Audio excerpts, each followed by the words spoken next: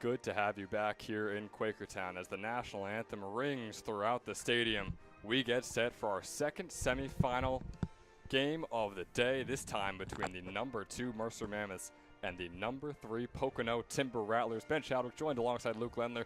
We had you here for game number 1, and my goodness, was that one a roller coaster, and that just makes us all the more excited for game number 2 right here. Before we get to anything, let's go ahead and meet our Timber Rattlers lineup. Introducing your Pocono Timber Rattlers starting lineup. I am Preston Warren. This is Anthony Knight. And batting leadoff, we have our right fielder, Joey Peters. Batting second, we have our starting shortstop, Carson Bowman. Batting third, our third baseman, Christian Macaroon out of East Stroudsburg. Batting fourth, and our catcher tonight, Jordan Santiago. And our starting center fielder, batting fifth, Chase Kilareski. We'll let Anthony Knight take over the bottom 4. Here we go, fellas. We got the Fab 4 at the bottom. We got Zach Smethers, first baseman. We got Big Mike Olander in left field. Yeah, we do. We got Preston Warren DHing for our pitcher today, Tyler Urim. And rounding it off for the Timber Rattlers tonight, Rocco Delgides, second baseman. Let's do it, lady! So there you go. A lot of antics going on pregame. We know the Rattlers are fired up as we take a look at their lineup. It all starts with Joey Peters, their leadoff hitter. Luke, I mean, this is the lifeblood of their offense. No, yeah, he's the engine that kind of makes the car go. You know, Peters coming from Dallas, Pennsylvania. Across 25 games this year, he's just been elite at the plate. 353 average. His OPS is above 1. Leads the team in triples and home runs, and really every single offensive stat and offensive output that the Timber Rattlers have so far this season, it runs through him. He really dictates it. He's the reason they've gotten to this point, and I'm sure he's going to be probably one of the main reasons they move on if they do. And on the mound for them is Tyler Urim. We've seen him for just about 13 innings so far this summer. He's got a 2-0 record and a 0.000 earned run average. Not a single earned run and only 7 hits allowed in the 13 innings he has pitched. Not exactly the same turnout that we had for game number 1 between the South Jersey Kings and the Southside Railers, but we're still expecting a raucous and excited crowd, just like we are for game number 2, which is getting going right now. Joe Peters is taking the mound out of Misericordia, heading into his junior season. There was a .295 hitter in his sophomore campaign with a .436 on-base percentage and an .822 OPS. And like Luke said, leader when it comes to their average, their on-base percentage, their OPS, their triples, their home runs, their total runs. Joe Peters is that guy in the black and gold jerseys here for the Pocono Timber Rattlers. Very excited to see what he's able to do today, going up against Nick Lavaco, the starting pitcher there for the Mercer Mammoths. Lavaco, nothing to sniff at either. We've seen him have some really, really good games so far this summer, you and I. One of the all-star pitchers for the Mercer Mammoths as well. First pitch, fastball inside and in there for a called strike 1. Bit of a delayed start here. About a 10-11 minute delay from our original plan of 4:30. Second pitch from Lavaco. Fastball, swing and a miss there from Peters. That is a great way to start off your first at-bat for Nick Lavaco. And if you're Joe Peters, trying to get back into the rhythm you've had all summer long. Yeah, still got to close the door on the AB, though. You know, we saw once you get to that second strike, it doesn't mean anything, especially based on that last game we called. Absolutely. Here's the 0-2 offering. That's going to go outside and bring up the 1-2 count. And, boy, let's talk about that prior game just a little bit here, Luke. I mean, you were on the call for that one, and you could just tell. There were ejections in the game, and there was attentions. Like you said, you can cut it with a knife. I remember you saying that, and it was the truest thing I've ever heard is the 1-2 is swung on and missed by Peters. Lavaco starting his day off with a strikeout against the all-around dangerous hitter, Joe Peters. But obviously, the South Jersey Kings with a 7-3 lead heading into the bottom of the 9th, and they are no longer playing anymore. Their season has come to an end. Yeah, and at the end of the day, they couldn't get guys out of the opposite side. They had a lefty pitcher in. He couldn't get a righty out. Put in a righty pitcher. He couldn't get a lefty out. Just really late game pitching struggles, command struggles, location struggles, kind of the end-all be-all for them this season. And despite the late surge from the offense like they've gotten, you know, the past couple of games, wasn't enough, and they couldn't close things out. Could not close things out. That was the name of the game in our first one here out in Quakertown. The 1-0 ball to Bowman is fouled off. Carson Bowman, another ECCBL All-Star here for the Timber Rattlers, a .295 hitter. Ranked as the number 11 shortstop in Pennsylvania after wrapping up his senior season at Blair Academy, in which he was a 400 hitter with a near 500 slugging percentage. Here he is on the 1-1. The offering from Lavaco. Swung on. It's going to go right through the gap. Instead, it'll be caught. Shortstop making the play. Heffernan gets the throw over to first. Boy, I got to watch my mouth, especially knowing Sean Heffernan is the man over there on shortstop for the Mercer Mammoths, putting out number 2 on the board. Yeah, it was gonna be a really tough play, and then he slid his way over there in a hurry, and he got a pretty favorable bounce. That ball hit a clod of dirt and then shot kind of right into his glove at an angle. He was gonna have to catch up to it when he was running over, and then all of a sudden it was right in his chest. So now comes the man out of East Stroudsburg heading into his redshirt junior season, Christian Macaron, a .333 hitter for them so far this summer. His 19th game with the Rattlers. First pitch, fastball, or a bit of a changeup the way it was moving in the air, is in there on the bottom left corner for called strike 1.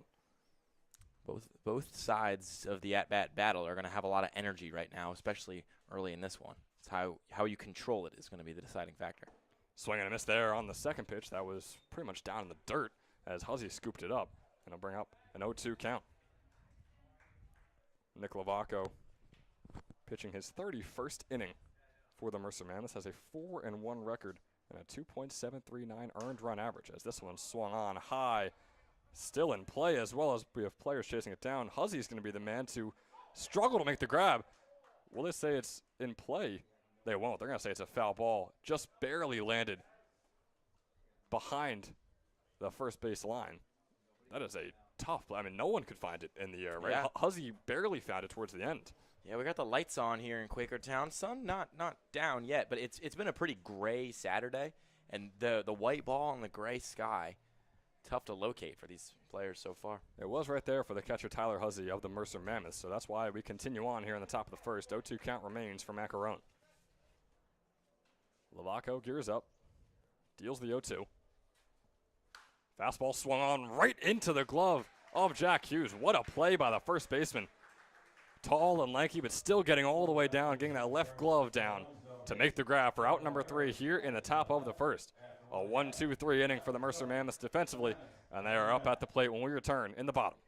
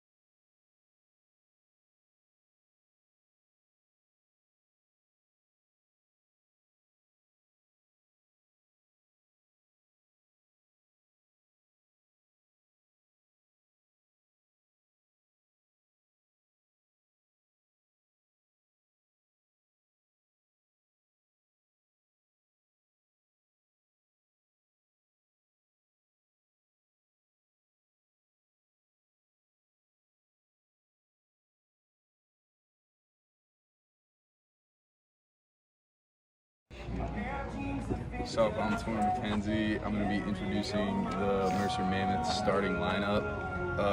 Leading off in center, Ray Mulhern. At second base, the GOAT, Jake Pope. Hitting third, the Tiger, Jack Hughes. The MVP. In right field, Torrin McKenzie. After me is Mr. 400, Joe Gametter. Hitting 6 at shortstop, Sean Money Heffernan. In left, Nate Jones, hitting 7th. Hitting 8th, the Huzz, Tyler Huzzy catching. And hitting 9th at 3rd, Brandon Brazell. And starting on the bump, our GOAT, Nick Lavaco. Had a few of the Mammoths players taking us through their lineup right there, and you can see your lineup on the screen right now. Ray Mulhern starting things off with Jake Pope behind him and Jack Hughes backing him up. And this is a power-hitting squad, Luke, I would say. They got some big bats in terms of looking at Jack Hughes, Torrin McKenzie, Joe Gametter. Starting us off right here is Ray Mulhern out into center field. The catch is made for a quick out number 1. No, you're right. They bring the boom. They really do. And they've got we've talked about, it seems like every time we have a Mercer's call, we go through their all-stars and their bevy of all-stars, and they've got these 5 guys at the top. In games like this, and we saw it earlier today, it's the guys at the bottom of the order that really dictate how these games go. You kind of know what you're going to get. You're going to get good stuff from the top of the order. But I'm interested to see how can guys like Nate Jones and Tyler Huzzy and Sean Heffernan, who are down there in the bottom half of that lineup, how can they impact this game in a positive way? How can they avoid maybe getting stuck with the label of being a black hole in that lineup, and how can they maybe pick up a bunt or a bloop single to give the top of the lineup the run support it needs? Well, we know the top of the lineup can get on base, and we know they're very good swinging the bat. One of those men is Jake Pope, who is up at the plate right now with the 1-1 count. Pope has been arguably the most consistent hitter, not even just this summer, but just spanning every season of baseball he's played collegiately. In his freshman season at Mercer County Community College, was a .402 hitter. This past season in his sophomore campaign was a .371 hitter, and so far this summer he's a .352 hitter. I mean, that guy is he just exudes consistency when it comes to swinging the bat and using the bat, and we expect the same exact thing from him when he's off to Shippensburg. So we're going to ship him off to Shippensburg for his junior campaign. He swings and misses at the 1-1. That pitch blows by him. It's Tyler Urim once again on the mound. We talked about him a little bit when we introduced the Pocono Timber Rattlers lineup. So pretty well against the top 2 of the order here against the Mammoths. The 1-2 is just outside. Rattlers fans a bit uneasy about that one. Wonder if we're already getting to that point, Luke. We had that point in like the 6th, 7th, 8th, 9th inning in the Kings-Mammoths game, or the Kings Southside game, I should say, where it seems like every single call was ridiculed as Pope grounds this one right over to Del Jadis. The second baseman makes a throw over, and 2 outs are now on the board here in the bottom of the 1st. Nice rhythm start from both teams. Both pitchers honestly having a pretty nice start just in terms of how they've showed command of their stuff. And sometimes nerves can really impact people, especially at the front of these games. We see maybe some missed pitches. It feels like a couple times in the Kings game, guys would just lose the ball coming out of their hand, it'd come careening into the backstop. But at least so far, pitchers look under control for the most part. 3rd straight ECCBL All-Star up at the plate here for the Mammoths. Jack Hughes taking the first pitch, breaking ball in there for a call strike 1, a beautiful one off the hand of Tyler Urim. Jack Hughes has been a .386 hitter with 9 doubles, 2 home runs, and 20 RBIs. All 3 of those lead the Mercer Mammoths so far this summer. On the 0-1 pitch, Hughes grounds this one right over to Del Jadis once again, who's struggling it. He grabs it up in midair and makes the throw regardless. He couldn't get it right into his glove. Instead, it popped up straight. Still snags it barehanded and makes the throw over. And it's a 1-2-3 bottom of the 1st. A very quick first inning as a whole.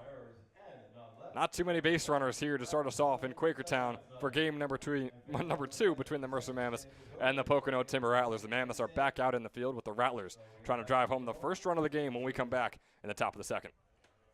I wanna dance in the lights. I wanna rock your body. I wanna go for a ride. Hop in the music and rock your body.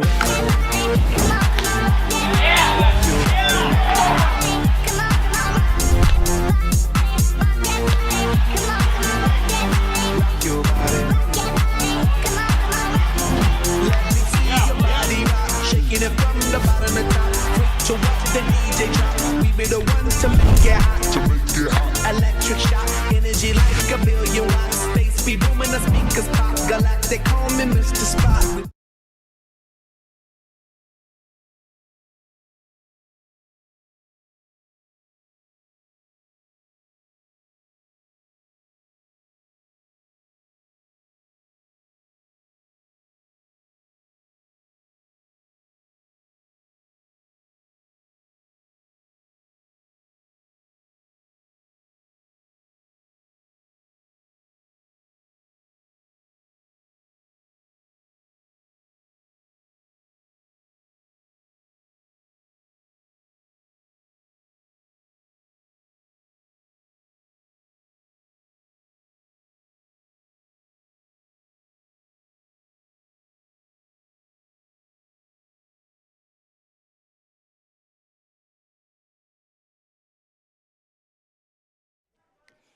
Back here in the top of the 7th. Top of the 2nd. My goodness. Game's not moving that quickly. We've already had one top of the 7th. We'll get there eventually. Not quite yet. Here in the top of the second, Nick Lovaco back on the mound facing Jordan Santiago, starting off with a breaking ball outside. Got to watch our Rock Your Body segment in the ad break, which I know we're big fans of here in the booth. I listened to that song after the games on Thursday. Driving home, I was like, you know what? I got that song stuck in my head. Sure enough, click. Black Eyed Peas really had it, man. They were really moving different in the early 2010s. They were real good. Way ahead of their time. Shout out to our intern Evan for putting that video together. I wonder if we might get one for the championship tomorrow. Very excited to see. One can only dream. There's a pitch from Lovaco on the 1-1. It's going to be down for a 2-1 count. After that one goes in the dirt. Yeah, Santiago, another one of the all-stars in this lineup. He's been a kind of beacon of consistency. 7 doubles leads the team. That would be a nice way to get things going in the second. 2-1 way high, and it brings up a 3-1 count. Santiago standing at 6'1", 205, heading into his sophomore season at Wilmington in Delaware. Only saw 7 at-bats in his first season, but also 5 RBIs. He went 1 for 7 with 5 walks and racked up 5 RBIs. He's got a 3-1 count, fouls that one off towards the Mammoths dugout, bringing up a full count pitch. Right place, right time in college. Sounds like it. He was just thrown into great situations whenever he was in the game, which, again, was not often in his freshman season. Leads the team in doubles, though, has 7 on the summer. Here's a 3-2 offering from Lovaco. Fastball swung on and back towards us, continuing the count. Still have not seen that blue post get hit today. We saw it twice in the All-Star game a few weeks ago. Yeah, the way you guys talk about it makes me think it's going to be the coolest thing of all time. You guys are putting my expectations up here right now. If you like loud noises, it is definitely going to be the coolest things of all time. As that fastball is way down in the dirt, Lovaco losing control a little bit to start us off here in the top of the second. Not exactly what we were used to seeing in him when he started off our game with a 1-2-3 strikeout, ground out, line out. Nice contingent of support. Timber Rattlers fans making the trip from, the Pocono area, a little bit south down here to Quakertown. And I think it's pretty cool. Everybody in that dugout, not actually in the dugout, sitting on buckets outside the dugout, cheering their guys on. Yeah, it's great. Loud, vocal, fun bench. I like that vibe a lot. Got to bring the intensity, man. It's playoff. A much different vibe, I would say, from game number 1 as well, as Killareski now steps up to the plate, looking for the double play of the Mammoths. Are they going to get anyone out? They will not. The grounder goes to Sean Heffron, and he makes an off-balance throw to Pope at second. Throw was not in time.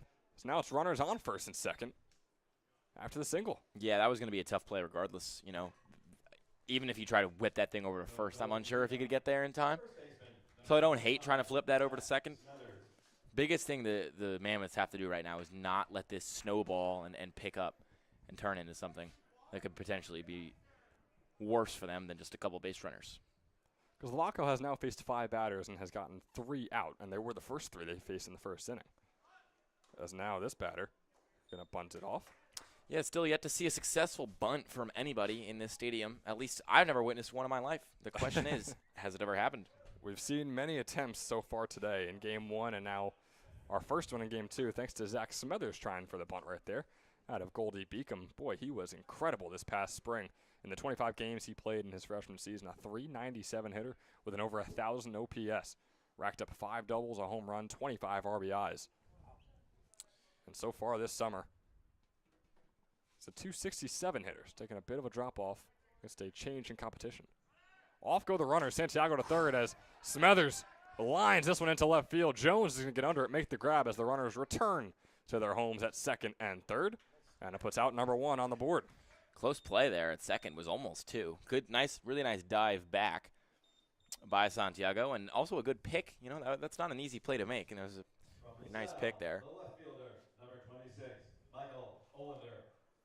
So on comes Michael Olander. Now this is a guy who has not seen much playing time on the summer, except for recently, of course, in the past few weeks, all the games we've seen him play. Played in 7 games. He's seen 20 at-bats. He has 10 hits and 5 doubles. Half of his hits this summer have been a double. Could use one of those right now. They absolutely could. Could bring home 2 runs if he does so. Lovaco repeatedly checking Santiago on second, despite there not being a single infielder for him to throw to. First pitch still coming up here for Olander. The LaSalle commit. Fastball swung on. There it is. Blue post. Yeah, it's just kind of sounds like what I would expect when the ball hits the post. Man, that was a letdown. Yep, and the crowd went so quiet, and I realized how loud I was, saying, there it is, as if a home run just was blasted over the center field fence. Just a blue post. Foul ball, 0-1 count. Here is the offering from Lavaco. Check swing from Olander, and it brings up a 1-1. So you're saying that blue post hit did not live up to all your hopes and dreams? Really not. I mean, the way you guys were gassing it up, I was eager. I was eager is the word I would use, but no, not after that. I'm a little bit disappointed now. Well, kind of ruined my day. Our PA guy, Jeff, and I, we know what brings us happiness, and that's all that matters. As this fastball is right down there, another be a foul ball. Hughes chase it down for a couple seconds as it careens off the Rattlers dugout roof. And we continue the at-bat with a 1-2 count. Yeah, good thing there's nobody in there. You know, they're too busy sitting outside, sitting on buckets. Just a whole lot of bat bags in there. Still only one out here, 2 runners on. Kilareski on first, Santiago on second. Michael Olander continuing his long first step out of the day. 1-2 breaking ball is going to be in there for a called strike 3. Nice way to bounce back if you're Nick Lavaco, who is still under 25 pitches on the day. So nothing to scoff at just yet efficiency-wise. Obviously, it doesn't look exactly like he did in the first inning where he threw about 8 pitches and had 3 outs. But not too shabby as he now faces Preston Warren. Another ECCBL All-Star here for the Rattlers, mostly thanks to his work behind the plate with all the catcher's gear on, has been an excellent fielder for them. First pitch, he takes on the outside corner. Nice fastball from Lavaco. I mean, are they running a pyramid scheme on the best catchers in the ECCBL? You know, you mentioned Warren, good catcher up top. Joey Peters, he spent time behind the dish, as is Jordan Santiago. I mean, all three of their 4 All-Stars, all catchers. As that ball goes high, pyramid scheme on catchers here in the ECCBL. Boy, it's something we're going to have to look into. Get some news houses here, run a package, interview Commissioner Mike Olshan. Ask him if he knows what's going on. Here's the 1-1 pitch to Warren. Swing and a miss there, brings up a 1-2 count. The bright pink, or maybe red or orange. It looks like pink. Yeah, pink. The neon bat for Atomic Warren. red, maybe. Warren out of Kutztown University heading into his junior season. Just a 118 hitter in the 17 games he saw in his sophomore campaign. And just a 230 hitter so far this summer. But once again, we said, with all the catcher's gear on, he's a different animal. As this one has popped up sky high into right center. Mulhern is the man chasing it down. Looking to get out number 3. He absolutely will. Making the grab in right center. As we continue on, the Mammoths defense looking solid through 2. Facing just 8 batters to get their 6 outs. Nick Lavaco and company are looking good. Can the offense match him? Joe Gamitter is going to try and be the man to do it. He is up on deck when we return in the bottom of the second. We'll see you there.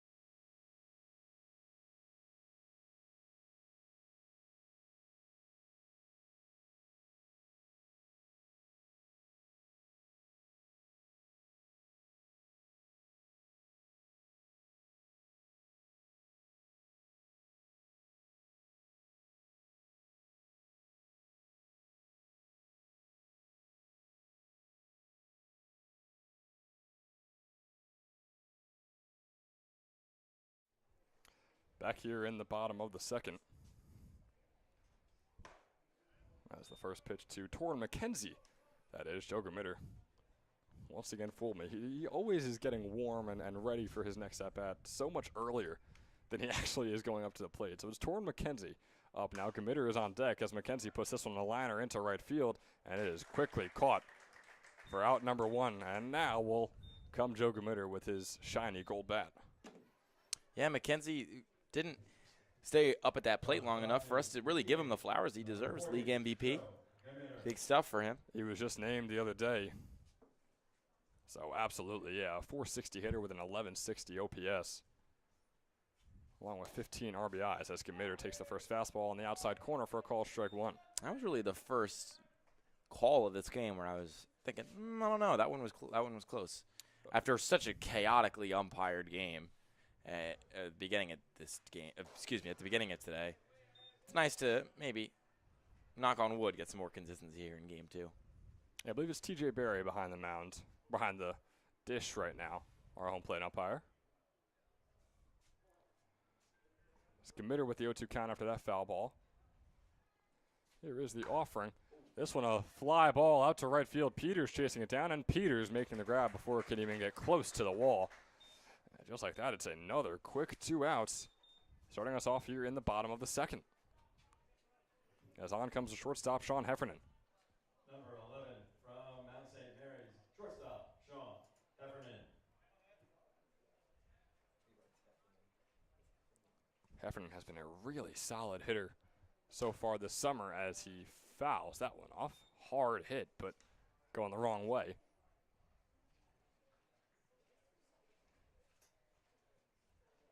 Urim, gearing up for the 0-1.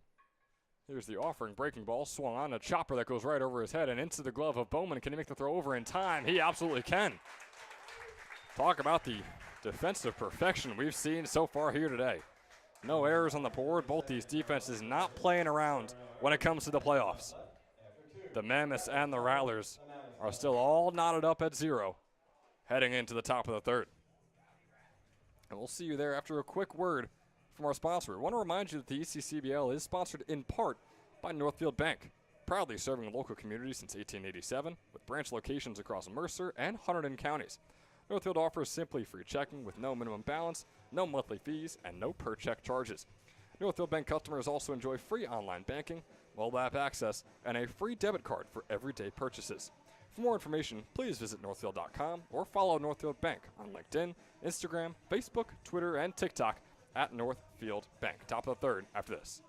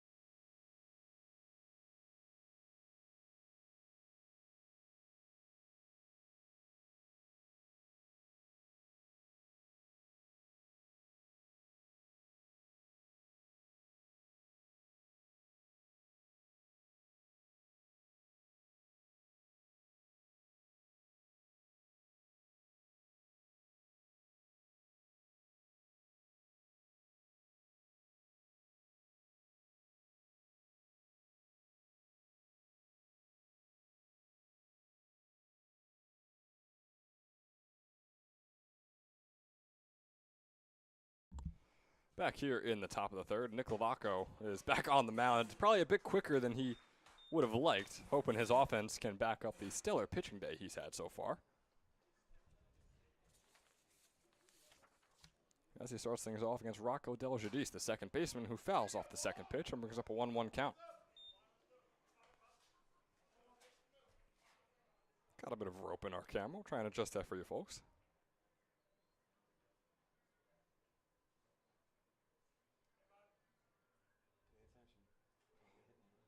Here is the 1-1, swung on and fouled off. Right, shallow and weak grounder over towards the Mammoths dugout. So now with the 1-2 is Deljadis, a 204 hitter in the 20 games he's seen so far this summer. Faces the 1-2 from Lavaco, swung on and once again fouled off. We have our color commentator / repairman / whatever else we want to call him, Luke Lemler. Mr. Do-It-All. What can I say? Pitbull's Mr. Worldwide because he goes everywhere. I'm Mr. Worldwide because I know everything. Although I will say, when I was down there dusting that camera, I felt like I felt a spritz of a raindrop. Oh, don't say that. Which, that again, just means it follows us wherever we go. There's nothing on the forecast. Just want to make the audience know. 1-2 pitch from Lavaco is a fastball finding the bottom right corner. Cold, strike 3, and getting another strikeout on the day on Rocco Deljadis starting off the top of the third. But boy, rain would be detrimental. No, I don't think it's going to happen. I don't think it's going to happen. And I wasn't asserting anything. I wasn't claiming anything, just kind of addressing what happened to me. I really don't think it's going to rain. There's no precipitation. It also easily could have just been like, I don't know, like condensation from a fan or something. I don't know. Just saying. I thought I felt something. Just keeping the people informed. Just give them a warning. As the first pitch there to Peters as we're back at the top of the order. It is a ball 1. Here's the 1-0 pitch from Lavaco. With one out on the board, Peters lines this one out into left field. Jones not going to be able to get under it, although it hung in the air for a little bit. It drops right at his feet, and Peters finds himself on first base for the first time today. Felt like a lot of big contact was coming off Lavaco. It was just slightly foul. That time. Does a good job getting under something and lining it to left field. Got somebody aboard. Felt like it was just a matter of time with the way Lavaco was pitching. He still is pitching very well, but the Rattlers hitters are able to get a lot of contact on him right now. And finally, Peters puts one out there. Get their first base runner of the inning.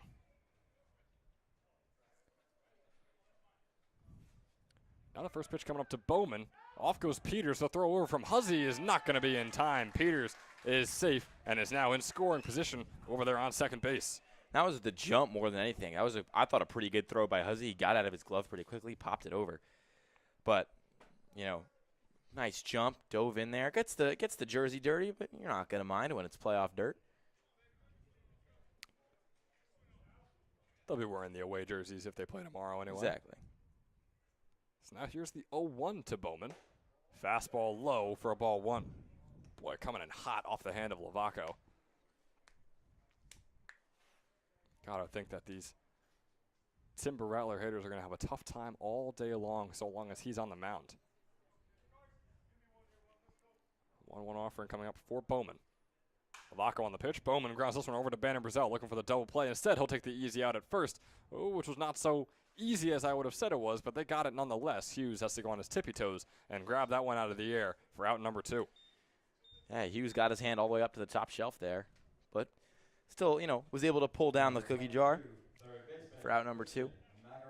And this is so far, this is looking much more like a playoff game than the last game we had. Last game we had had the intensity of a playoff game. Right. There were errors and there was kind of bloopy stuff happening. We only got one hit so far in this one, and it's two teams that are obviously very, very good at what they do. Strength on strength. A lot of hard hit balls, too, as that fastball goes low for a ball 1. We've seen a lot of line drives out to left and right field that all look good off the bat until you watch them for just a little bit and you see, oh, yeah, that one's going to be caught by the left fielder, Jones or McKenzie or whoever it might be. So a 1-0 count coming up here for Macaron. The offering from Lavaco. Swung on. Sky high into left center. Mulhern still chasing it down. Ray Mulhern. Can he get under it? They're making the diving grab. He does! Ray Mulhern. The Flash does it again. And the inning and the side is retired here in the top of the third. Boy, Ray Mulhern around the base path. You got to watch him all the way through. Out in the outfield, you can never hit to him because that is what is always going to happen. One of the most consistently speedy players for this Mercer Mammoths lineup. He strikes once again when it matters most to here in the playoffs out in Quakertown. It's a 0-0 ball game still. When we come back in the bottom of the third, we'll see you there after a quick word from our sponsor. Hi, my name is Dr. Philip Glassner. I'm a hip and knee replacement specialist at Mid-Jersey Orthopedics. We're a multi-specialty orthopedic practice with offices in Flemington, Bridgewater, and Washington, New Jersey. We have 18 fellowship-trained specialists to take care of you from your neck down to your toes. We offer conservative management such as bracing, therapy, and injections through surgical interventions as well. Our goal is to keep you active and healthy and get you back in the game. We also offer on-site digital X-ray as well as MRI. We have evening and Saturday morning office hours to assist with convenient appointment times, as well as having walk-in appointments available. Call us or visit our website at midjerseyorthopedics.com so we can help you to live life better.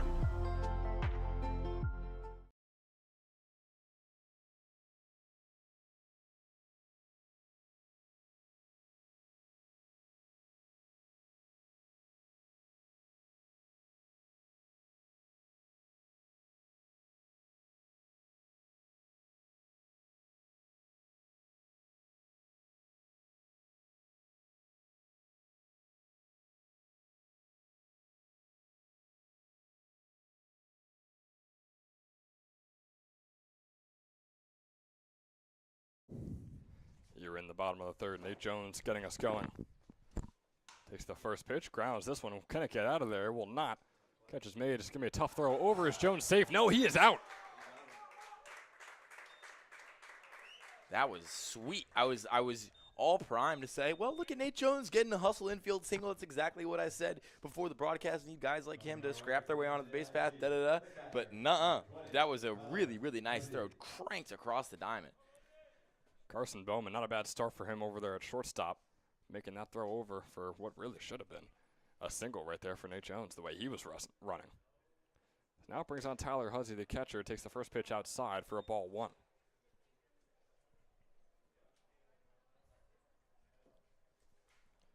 Huron is only up to 18 pitches as Huzzy flies this one sky high, chased down by Zach Smethers. Can he make the grab? It's going to bounce once again off the top of the Timber Rattlers dugout and go out of play. Dear Lord, to put a dent in that thing. There's a dent that I can see from here that was just caused by that baseball.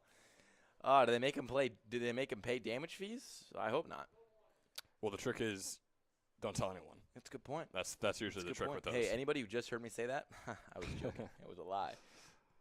Where's the cough button on the broadcast? Exactly. As Huzzy swings away at the 1-1 and misses, although that one drops down in the dirt on the breaking ball. Brings up a 1-2 count. Tyler Huzzy, an NJIT commit out of Jackson Memorial High School. Swung on out into shallow right field. Peters going to chase it down and make the grab. He backed up, then came back forward, making the grab for out number 2. And chugging along once again through yet another inning. As on comes Bannon Brazell, bottom of the order here for the Mammoths. I like, I know he didn't get on, but I liked that at-bat from Huzzy. He's seeing this stuff pretty well, all things considered. He got his bat to it. Contact sounded good. Brazell takes the first fastball way inside. Yeah, Huzzy is a guy who had his struggles in the start and about the middle of the season. He's come on recently. It now has a 282 average, but was always a guy in like the high 100s with that average number. So good to see him back on track. NJIT's got a good one heading over there.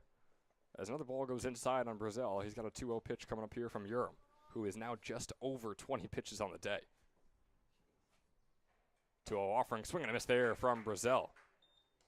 Bannon Brazell has 7 strikeouts on the summer through the 15 games we've seen him. And 9 walks as well to go along with it. Takes that fastball inside, and that's 3 straight balls that are inside. Or each of the last 3 balls, I should say, were inside. He's got that 3-1 count now after the swing and the miss. Here is the hitter's count offering. Swung on and fouled off. Is that going to hit the dugout once again or go just past? It'll go just past. And I like the fastball dominant approach that Urim's taking with a guy like Brazell, who probably, at least right now, hasn't shown the bat speed to be able to keep up to it, though I would probably throw off speed here. Didn't matter what he threw there. That one goes way high. And it'll be ball 4 as Brazell takes his base. So Urim's first base runner now on the plate. 8 straight outs to start off, though, is not too shabby for Tyler Urim and this Pocono Timber Rattlers defense. So on comes Ray Mulhern back to the top of the order here for the Mammoths. Swung on, goes right over to Bowman. Looking to make the easy play at second. The fielder's choice out is made on Brazel. And just like that, through 10 batters, 9 outs have been made on the Mercer Mammoths offensively. But the Pocono Timber Rattlers offense isn't one to talk either. They've had their struggles, and we'll try and right them when we return in the top of the fourth. We'll see you there. I wanna dance in the lights. I wanna rock your body. I wanna go for a ride. Hop in the music and rock your body.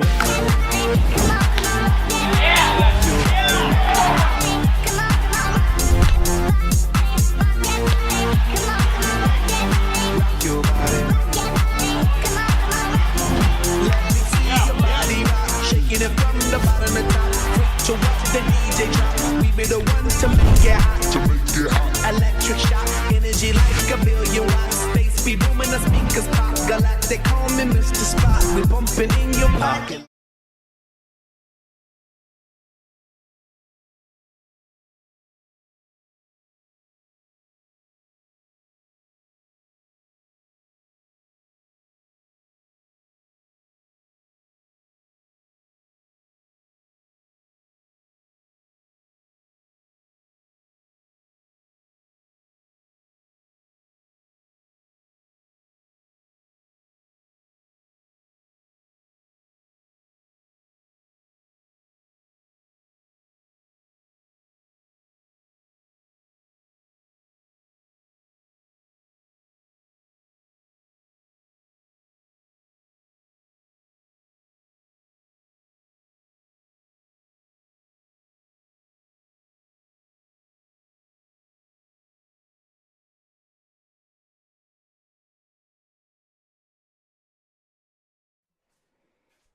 Back here now, top of the fourth.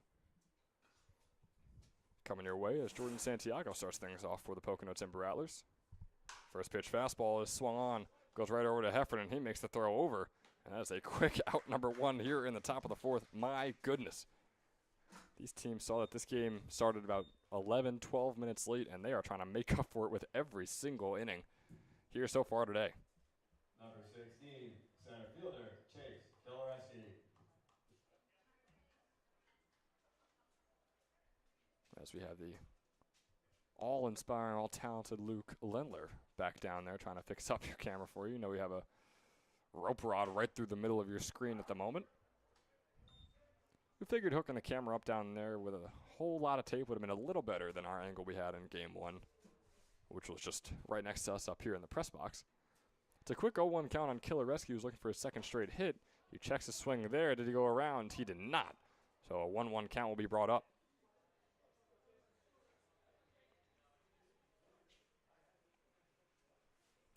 Lovaco is just over 40 pitches on his day. Both these pitchers have been flying by as this one swung on and goes out into left field, splitting Brazel and Heffernan, and getting the first hit of the inning and second of the entire day for either squad. Not a whole lot of offense, but Chase Kiloreski has been oh so solid. Number 25, first baseman, Zach Smothers. He's got the third hit of the day.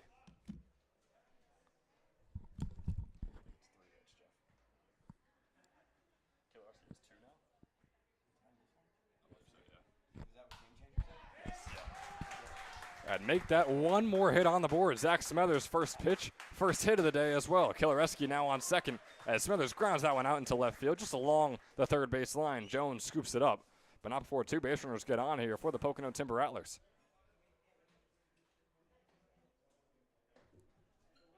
Number 26, left fielder, Michael Olander. So now to bring on Michael Olander. We told you about him where he's only played 7 games, has 10 hits in his 20 at-bats, half of them being doubles. Still looking to get on base for the first time today. It's his second plate appearance. Pitch from Lovaco, off go the runners. Huzzy gonna have to make a decision, and his decision is to hold on to that ball and not throw it anywhere. Kiloreski and Smothers both steal. Kiloreski now on third, Smothers now on second. Both these teams doing the little things pretty well right now. But as of right now, advantage Rattlers, but only slightly. The 1-0 pitch, a high chopper. Heffernan going to see it go right over his head as home comes Kilareski. Rounding third is Smethers, and he is home as well. A 2 RBI single for Michael Olander, who now finds himself on third base. Advances to second on the throw, advances to third on the error from Ray Mulhern.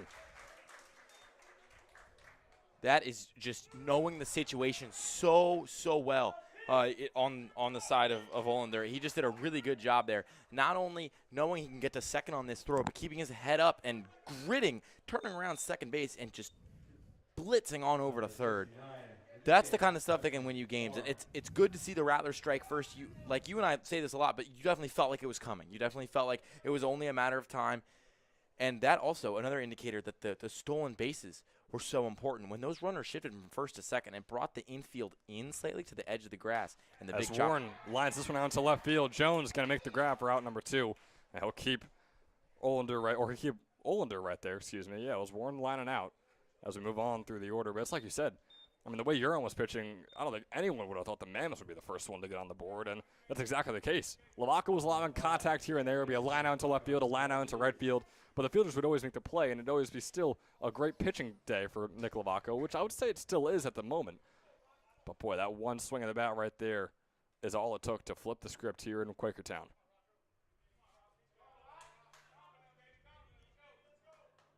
Bottom of the order here, Rocco Deljadis. He struck out in his first at-bat.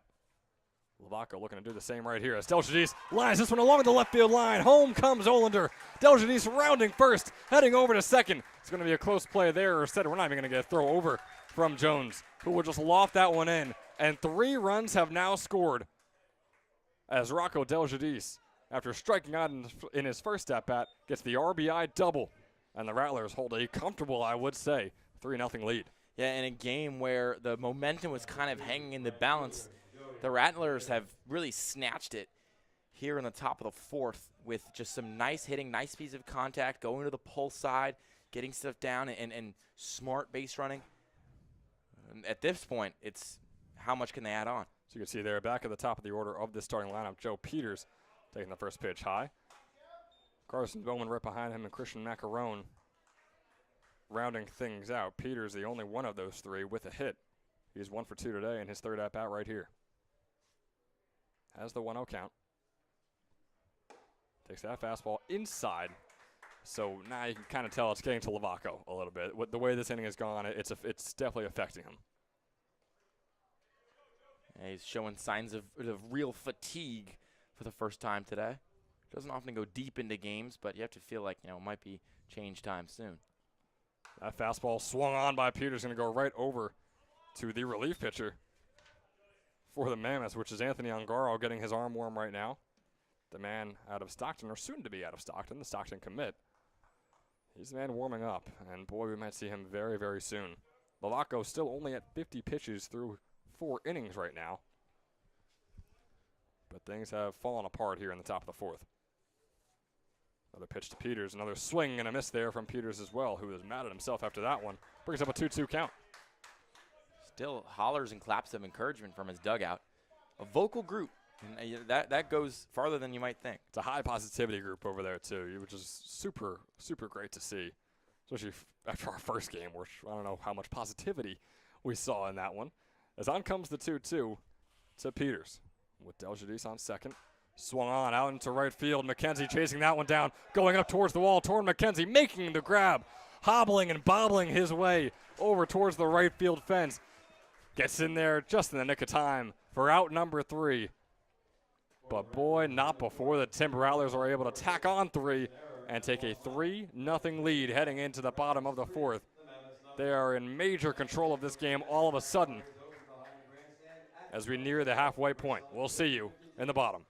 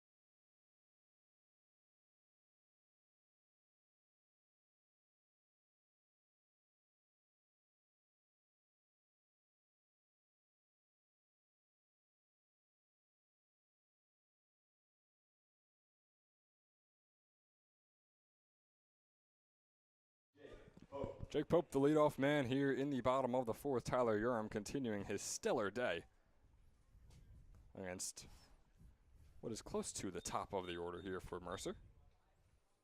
Pope, one of quite a few Mercer County Community College graduates or current players, as he grounds this one right up the middle. Can it get past Bowman? It cannot. Bowman making the throw over in the dirt. The catch is still made. What a pick by Zach Smethers, the first baseman. What a grab by Carson Bowman. And just like that, the defense of the Pocono Timber Rattlers is stonewalling the Mercer Mammoths right now. Yeah, they're putting it on full display. This is one of the things that made this team so good. This is one of the reasons they had that late season surge push their way past Quakertown. They make the hard plays look easy, and they make the easy plays look routine. It's really been impressive what they put on display so far today. As we move on to Jack Hughes. Takes the first breaking ball outside for a ball one.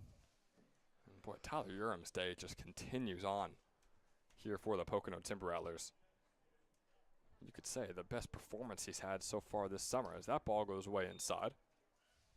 Urim still under 30 pitches here in the bottom of the fourth, and he already has an out to his name. Like I said, he's pitched 13 innings before and has 0 earned runs, as that breaking ball is once again outside for now a 3-0 count. He's throwing hard, too. You can tell by the pop of the glove. Just sounds louder than the other guys out here slinging today. 3-0 pitch to Hughes is a fastball in there for the Mike Coryell strike. Didn't take a lot off of that one, though. You know, a lot of guys take something off the fastball in the 3-0.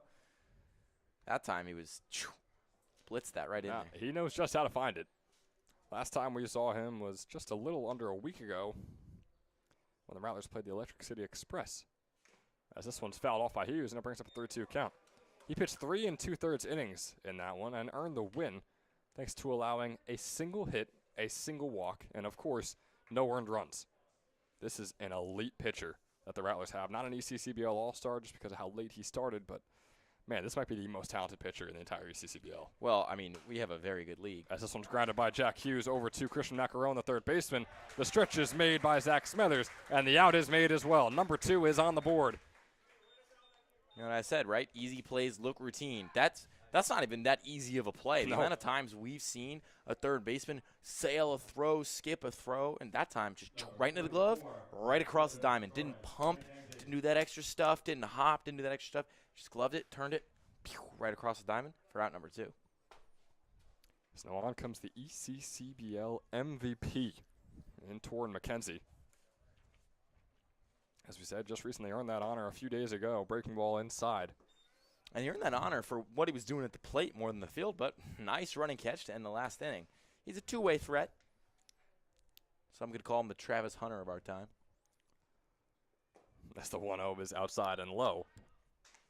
For now a 2-0 count. I think there's a lot of baseball players, if we're really going to look at it like that you can call Travis Hunters, but it works. 2-0 pitch coming up here from McKenzie. Way inside, and he's going to strike him on the back. He'll take his base after getting hit by that pitch.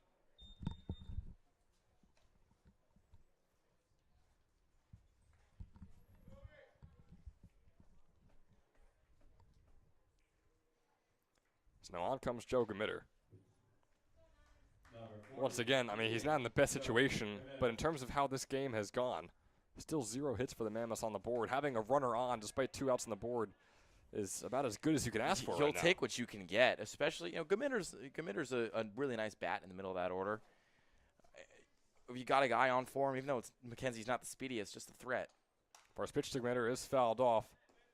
Just a little left back towards us here in the press box. I mean, we saw in our last game how quickly one runner on can turn into the bases loaded just because of the pressure that it puts on a pitcher.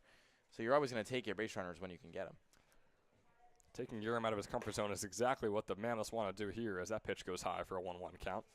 He has just been ice cold throughout this entire game so far, looking to wrap up his 4th inning in what could be less than 40 pitches.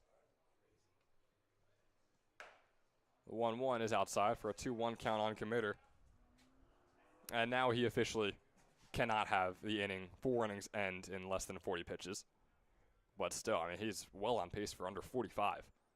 As the 2-1 inside, Commander pops this one sky high, chased down by Macaron. The third baseman makes the grab just past the left field foul line. 4 hitters, 3 outs. That is the story today for the Mercer Mammoths, who still only trail by 3, but that 3 might as well be 100 with the way their offense is performing and with the way the Rattlers pitching has gone with Tyler Urim on the mound. Top of the 5th is coming your way after a quick word from our sponsor. Hi, my name is Dr. Philip Glassner. I'm a hip and knee replacement specialist at Mid-Jersey Orthopedics. We're a multi-specialty orthopedic practice with offices in Flemington, Bridgewater, and Washington, New Jersey.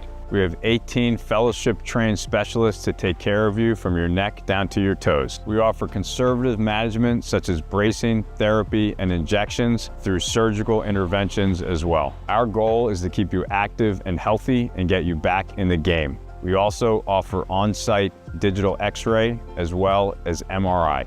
We have evening and Saturday morning office hours to assist with convenient appointment times, as well as having walk-in appointments available. Call us or visit our website at midjerseyorthopedics.com so we can help you to live life better.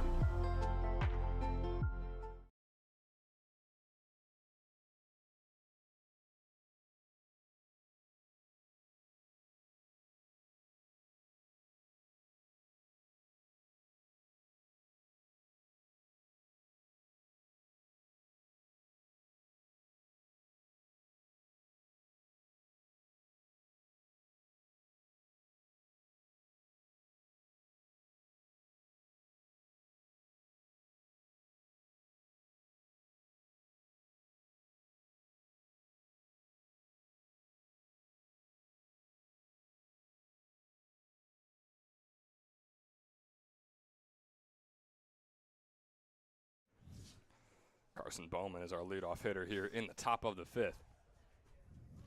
As I mentioned, we are chugging along here in game number 2 as Lavaco starts him off with a fastball high and inside. You know, I like leaving Delaco out there, let him just keep finding that rhythm. He really, outside of a couple singles, hasn't shown many cracks right now, so far at least. I completely agree as Bowman puts this round to right field. McKenzie's going to have to chase it down once again. Can Tor McKenzie make this grab? He absolutely can. Boy, he loves the dramatics and loves tricking the fans here into thinking that he doesn't have it. He goes forward and then, he starts backpedaling and then he turns over his shoulder, but still makes the grab for out number 1 here in the top of the 5th. Yeah, and did a pretty good job flipping his hips there. Maybe the Travis Hunter comparison wasn't crazy. Could play some corner out there, Tor McKenzie. Tracked that ball pretty well. I'm sure he's probably hoping he doesn't have to do that at all for the rest of the game. He's got that change of direction in him, right? He's able to switch at the turn of a dime. Flip of a dime? It's a drop of a dime. Wait, no, drop of a dime is an assist. Turn? Oh, no, it's just like cut on a dime. You just do something on a dime. Yeah. You just do something on a dime. He can move on a dime. There we go. Here's the 1-0. Christian Macaron swinging this one on out into right field. McKenzie's going to have to come way in for that one. Can it drop down? No. Torrin McKenzie is the golden glove out there in right field. Yeah, they're making him work for it today. I'm going to be completely honest, maybe evidenced by my oof. I thought that was a home run off the bat. I did too. That thing shot off the bat at an angle where I was like, wow, that could carry it forever. And the second McKenzie takes 3 steps in, I'm looking at him like, what? Sure enough. Just another day, another play for Torrin McKenzie out there in right field. Torrin McKenzie, we know he had the lower leg injury in a game we called about a month ago, maybe a little over a month ago. And you could tell it still bothers him the way he runs. And like you said, he's getting his work cut out for him out there in right field right now. Jordan Santiago now up at the plate. 1 walk, and he's 0 for 1 today. Still looking for his first hit as he takes that fastball in there for a called strike 1.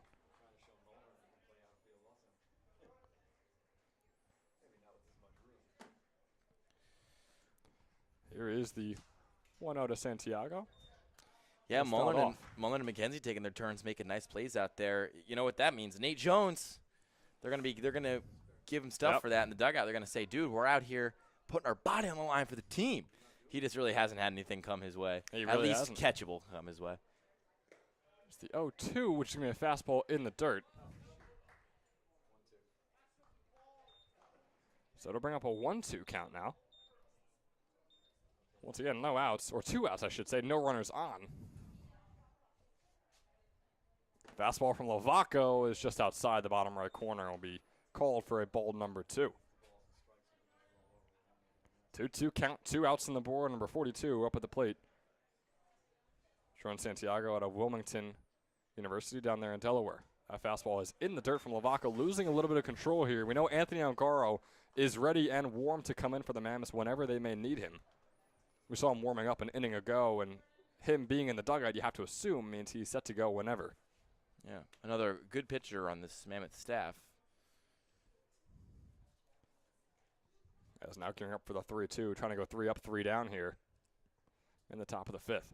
Here's the offering, swung on, sky high, out into shallow right center. Pope chasing it down, the second baseman, and Pope making the grab for out number 3. Defense has been outstanding so far today for both sides. There was one hiccup, and that one hiccup might be the game decider when we're all said and done here in Quakertown. Top of the 4th inning, in which the Pocono Timber Rattlers racked up 3 runs, is still their lead, 3-0, heading into the bottom of the 5th. And we'll see you there. I wanna dance in the lights. I wanna rock your body. I wanna go for a ride. Hop in the music and rock your body. Rock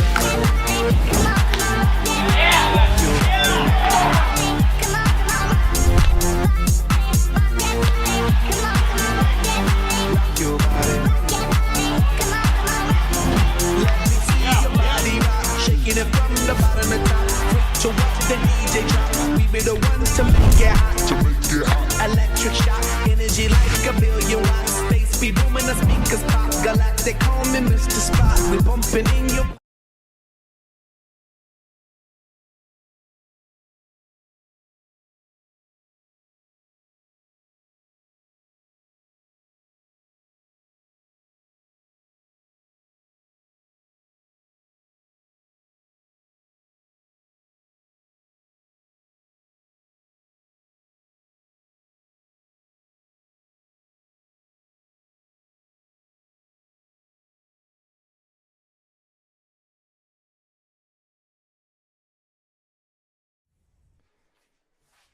So it's Sean Heffernan, the righty, up at the plate here for the Mercer Mammoths, starting things off. Takes the breaking ball in there for a called strike 1. Tyler Urim.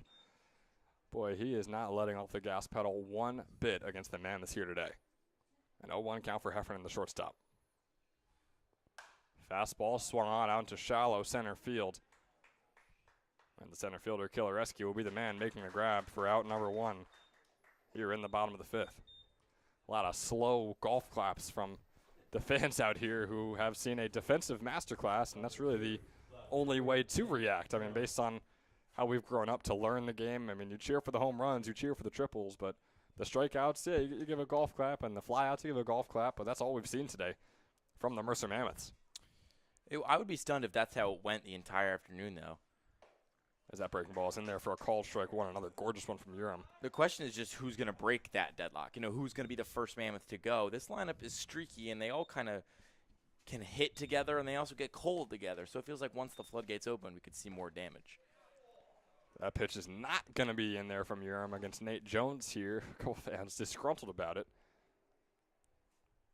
Urim, of course, not phased at all. He is deadpan on the mound right now. 1-1 count. Breaking ball finds the bottom right corner. These Mammoth hitters just have no answer for Tyler Urim right now, who, you hate to be this guy, but the longer you watch him pitch out there and the more you look at the scoreboard showing a 3-0 lead for the Rattlers, you wonder if they're going to miss him tomorrow if they play tomorrow. Yeah, no kidding with the way he's throwing. The 1-2 is going to come all the way inside. Never mind. Luke Lendler, why would you say that? Me? I've been realistic all like day 50 long. Cent. I have not praised Tyler Urim whatsoever, and then you talk for 5 seconds and he hits a batter. You're right. I'll lock in on that. That's my fault. I'll get in the lab. That's my bad, coach. Going to tap my chest, raise my hand. I'll take a lap. Nate Jones will take first base after hitting. Getting hit, I should say, by Tyler Urim. First hit batter today for Urim. And just the second base runner the Mammoths have had all day long. So on comes Tyler Huzzy, the NJIT commit out of Jackson Memorial.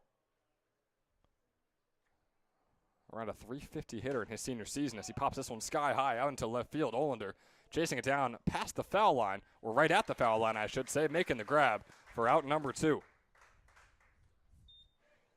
And boy, it kind of seems like each base runner just makes Urim more and more angry and more locked in against the Mammoths.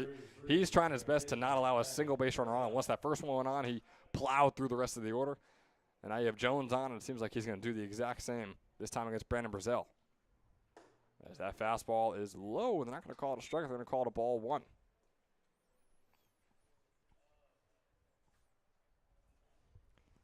A very quiet atmosphere here. Definitely in comparison to what we had earlier. In Quakertown. As this one swung on by Brazel. Good contact, but it's going to be foul off the right field line. Can't really do it with 2 outs, I guess. But at a certain point, I'm laying down a surprise bunt. You got to find a way to just get a hit and scrape your way on base. Yeah, you need base runners on. Urim, it seems, as the game goes on, and ever since you complimented him that one time, has lost a little bit of control here. So you wonder if his day might be coming to an end. I can't see it, but there is a pitcher warming up. He's just over 50 pitches. As this one is not going to be swung on, it'll be a called strike 2. Bring up a 2-2 count on Brandon Brazel with 2 outs on the board. Yeah, and, you know, at a certain point, once he reaches the threshold where you're like, okay, we can't use him tomorrow, I would use him until he physically can't go anymore. Got a 3-0 lead. I believe we've already surpassed that threshold. We'll have to double-check that. That's what I'm saying. It's like they've passed the threshold already. I know he's getting a little bit rocky, but him being over 50 pitches here. So this is the last game Urim will play all summer long. He's going to make it count as Brandon Brazel tries to get this one down in center field. He absolutely will. The first hit of the game for the Mercer Mammoths as they try and put together a 2-out rally, one they so desperately need. Back at the top of the order here with Ray Mulhern.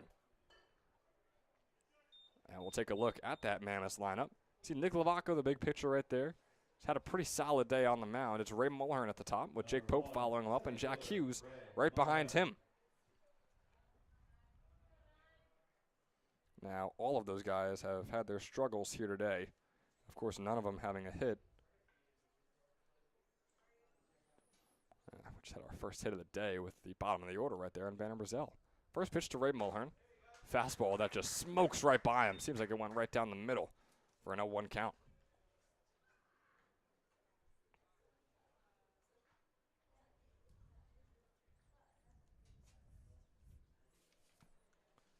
The 0-1 offering from Urim swung on by Mulhern. That's going to go grounder, trying to get it onto right field. Chased down by Deljadis.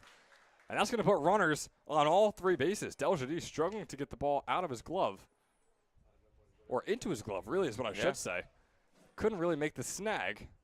Not sure if they're going to be calling it an error or if they're going to be calling it a hit. Either way, it's bases loaded here for the Mercer Mammoths. Still 2 outs on the board, but no better time than the present. Got to strike while the iron's hot. Like I said, streaky lineup, and when somebody hits, everybody hits. They got a couple base runners on. Now Mulhern's on. Big spot. For Jake Pope, that is, who takes the first pitch in there on the bottom left corner for a called strike 1. Jake Pope, we mentioned, he has been lights out for about 1.5 years, 2 years of his baseball career. As he swings on this one, it's going to be out to shallow left field. Will it get down? No. Just a few feet foul off the left field line. Chased down by Michael Olander. And we have confirmation that it was an error on Rocco Deljadis. That's putting Ray Mulhern on first base right now. So it still could be no earned runs if and when Nate Jones scores. But if the inning continues much longer after that, then it would be. Here's the pitch to Pope. Swung on, goes right over to Smethers. Struggles with the grab, but he makes the tag on first. And not a single run has scored just yet for the Mercer Mammoths. They got runners on second and third for the first time today, but it does not matter. The Pocono Timber Rattlers defense rallies behind their pitcher, Tyler Urim, whose day has been outstanding. Less than 60 pitches through 5 innings of work. And the Pocono Timber Rattlers still enjoy their 3-0 lead heading into the 6th. We're over the halfway point here in Quakertown of game number 2. Both teams are going to punch their ticket to the Trenton Thunder Ballpark to face the Southside Railers tomorrow at 1 p.m. We got the last few innings coming your way after a quick word from our sponsor. We'll see you after this. Hi, my name is Dr. Philip Glassner. I'm a hip and knee replacement specialist at Mid-Jersey Orthopedics. We're a multi-specialty orthopedic practice with offices in Flemington, Bridgewater, and Washington, New Jersey. We have 18 fellowship-trained specialists to take care of you from your neck down to your toes. We offer conservative management such as bracing, therapy, and injections through surgical interventions as well. Our goal is to keep you active and healthy and get you back in the game. We also offer on-site digital x-ray as well as MRI. We have evening and Saturday morning office hours to assist with convenient appointment times, as well as having walk-in appointments available. Call us or visit our website at midjerseyorthopedics.com so we can help you to live life better.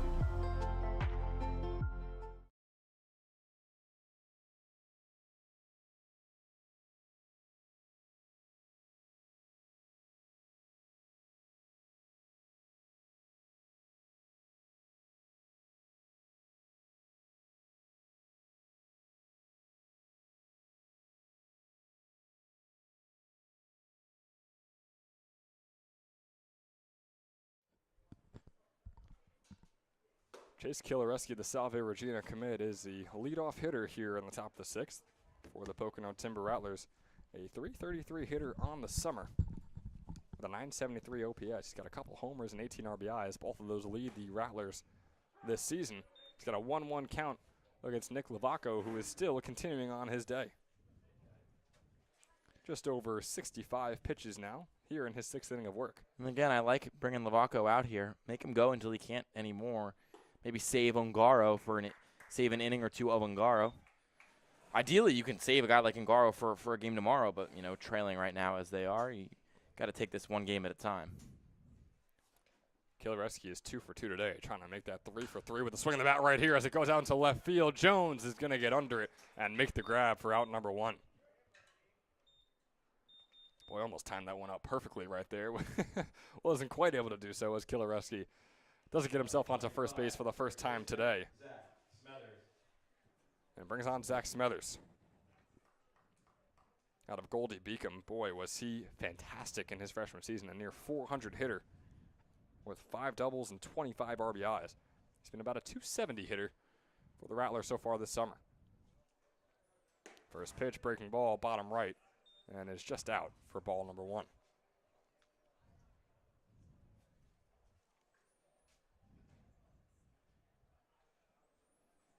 Smethers has 1 single today. He's 1 for 2 and was one of the 3 runs to come all the way home and score for Pocono here in this afternoon semifinal matchup. He's got a 1-1 count after swinging and missing at that one.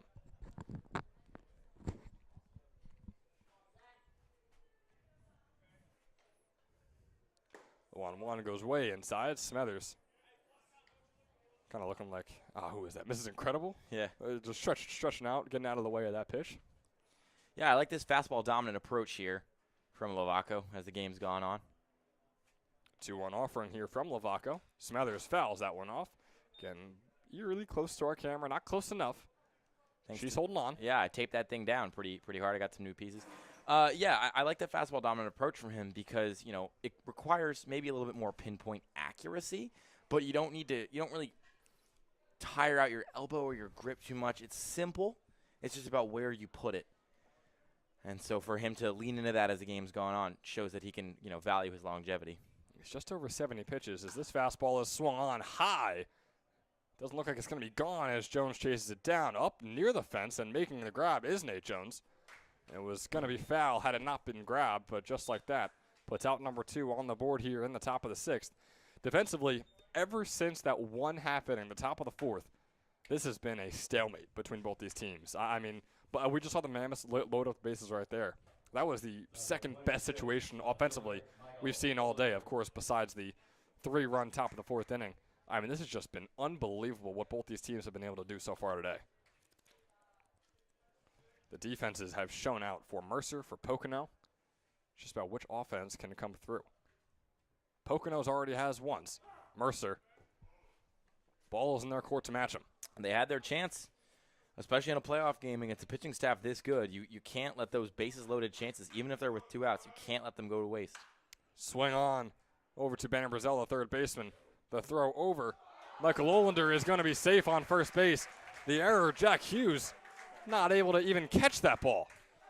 Yeah, the weird throw. That obviously is a pick that you'd like Hughes to make, but that throw was funky. It was like a flying saucer. Brazil kind of like flipped it, didn't really cock back and fire. He sort of just sidearm slung it across the diamond.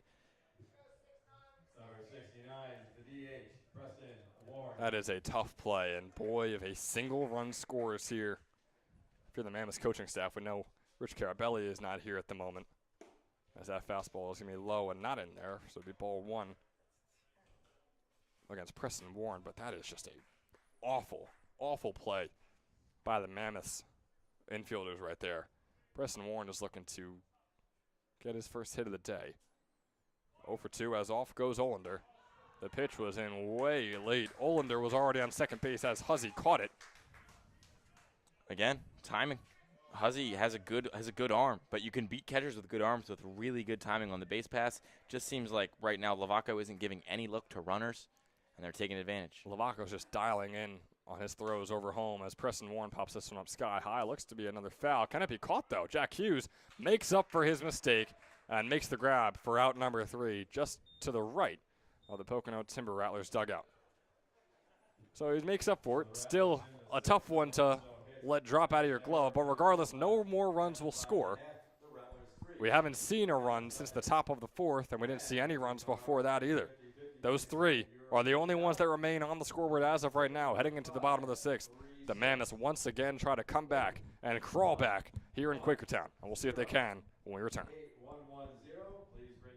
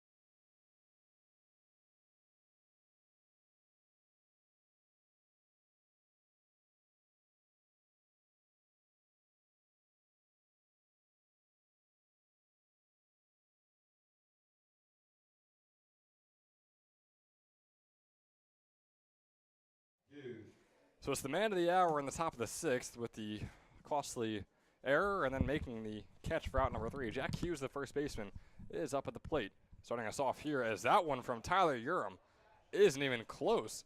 That might be the first wild pitch we've seen today from Urim. And boy, oh boy, you wonder what that means for the Mammoths offensively moving forward. Up, and away. Goodness gracious.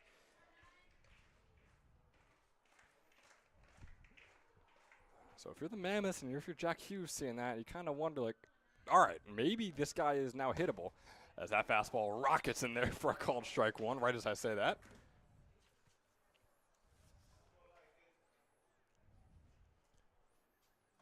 Tyler Urim out of Wilkes University just wrapped up his freshman season there. Through 23 innings and had a 6.26 earned run average. He's got a 2-1 count against Hughes. The Region 19 Player of the Year at Lackawanna. 2-1, swung on, out into left field. Can Hughes get that one down? He can. It's up against the left field fence. Hughes rounding first, heading over to second, and he will trot his way onto second plate. Second base, I should say, as the standing double starts off the bottom of the 6th here for the Mercer Mammoths. Yeah, big swing. And all of a sudden, runner in scoring position, and now we got some bullpen action going over there in the Pocono pen. As there should be, and we have Joe Gamitter stepping up. Or, no, once again, they fool me once again. It's Torrin McKenzie up the plate. That is the second time today. Right fielder, Torrin McKenzie. At this point, I wouldn't be surprised if Gamitter, as you walk back, turned and just flipped you off. I mean, he's It's like he's toying doing it with on you purpose, right man. now. It's like Yeah. he knows. As that one is up and off the glove of Santiago, another wild pitch is going to bring around Hughes. Tyler Urim is starting to lose it. You know, this is eerily eerily similar to the way I play basketball. You know, the first maybe Where could half this be going? hour, 45 minutes Yep. when I'm not tired and I'm Yep. not dripping in sweat, Yep. I think I'm pretty decent. Okay. Once I'm tired, there's no jump shot. Yeah. You know, yeah. there's no hustle. There's no running around. It's just pure, let me just use my frame and just try and get in the paint. Yeah, that's why. That's because you lack the Mamba mentality, Ben. As Torrin McKenzie puts this one out into right field, the catch will not be made. Joe Peters lets it go right by him. Jack Hughes will score. Torrin McKenzie is racing over to second, now to third. Rounding second, heading over to third as Torrin McKenzie. It's going to be a close call. Torrin McKenzie bringing home Hughes, finding himself on third base. We got a ball game here, folks. I mean, this is the most running McKenzie might have done all year here in a single game. You want to talk about getting on your horse? My God, McKenzie was almost at full gallop when you rounded first. And, you know, somebody quick, Ray Mullern, that might be an inside the park home run if Ray Mullern's on the base path. Oh, absolutely. Easily an inside the park home run. As we have a visit here from the Pocono Timber Rattlers coach. We see the arm warming up out there in right field. The arm is staying there as well. So just a visit here for Urim.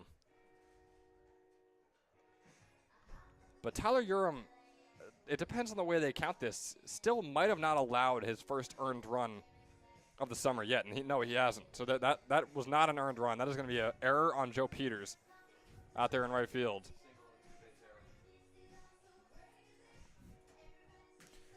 Yeah, I'm going to be honest. I don't know about an error call on that. Well, the error call, That's a really tough play to make. it's a single for I see. Torrin McKenzie, but it's going to be an error that brings him around to third. I see. That makes sense. Like he had trouble playing the ball such Still that. tough. Yeah, That makes it. Does that not make it an earned run? I If thought the it single, should, right? The single, yeah, because the guy scores from third on If the it's a single, then it absolutely should. I think regardless, it should be an error for all of it. I think it should have just been a caught ball and maybe a sac fly with how far it was out there. But regardless, it's a 3-1 lead now as Gamitter fouls that one off right away. Looking for his first hit of the day, looking for his first time on first base today is Joe Gamitter here in his third at-bat. 3-1 ball game, no outs on the board. And Torrin McKenzie is the man on third. Fastball outside from Urim. He's got a lot more motion in between pitches where he's kind of trying to get the jitters off. Yeah, You could tell right now. big motion guy. Urim.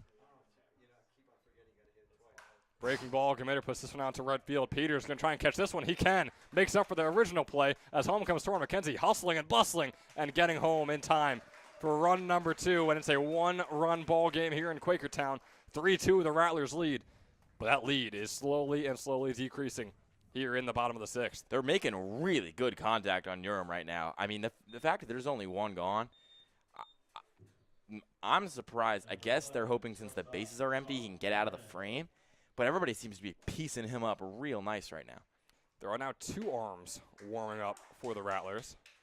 The one arm that has been working out, it's tough to see the numbers out there, but the one arm has been warming up for quite a while here. So you have to imagine he will be the man coming up after Urim as this breaking ball goes way high on Heffernan and brings up a 1-1 count. And that one arm warming up is going to be Ethan Hanovic, who will likely be the next man up here for the Pocono Timber Rattlers. The 1-1 pitch to Heffernan. Fastball swung on, goes right over to Carson Bowman, the shortstop, who struggles to make the play. Is going to make the throw over. No, he will not. He'll keep it in his right hand, and that'll be another error, allowing another base runner here in the bottom of the 6th. Boy, oh boy, the defense that was perfect up until this point has blown up in the bottom of the 6th, and they are paying the price right now. Tying run on first. Mammoths right now, this game is like a mountain. You know, the first 4.5 innings, you got to go up the mountain. Next 4.5 is downhill right now. The Mammoths ruling the descent and the downhill. As this one swung on by Nate Jones out into right center. That's going to get down. Heffernan will take second base. Boy, the bats are swinging around right here for the Mercer Mammoths. And you got to think the look is coming soon. Yeah, signaling from the bullpen that. They want to change. They want to change in the bullpen. Yeah, the bullpen. And the change will come. Yeah. Tyler Urim's day Is has not done. concluded. Pump fake. A little hezzy Euro step. Hezzy fell for the hezzy. Little Euro step right there from the Rattlers coach. You see the bullpen out there saying, hey, you got to take our boy out. Like, they know how good he is, but they can see what's going on right now. It's like Uram's day is done. Now he stays out there with runners on first and second. Tyler Huzzy, after the hezzy, is up at the plate. Breaking ball outside for a 1-1 count. Uram now over 70 pitches here.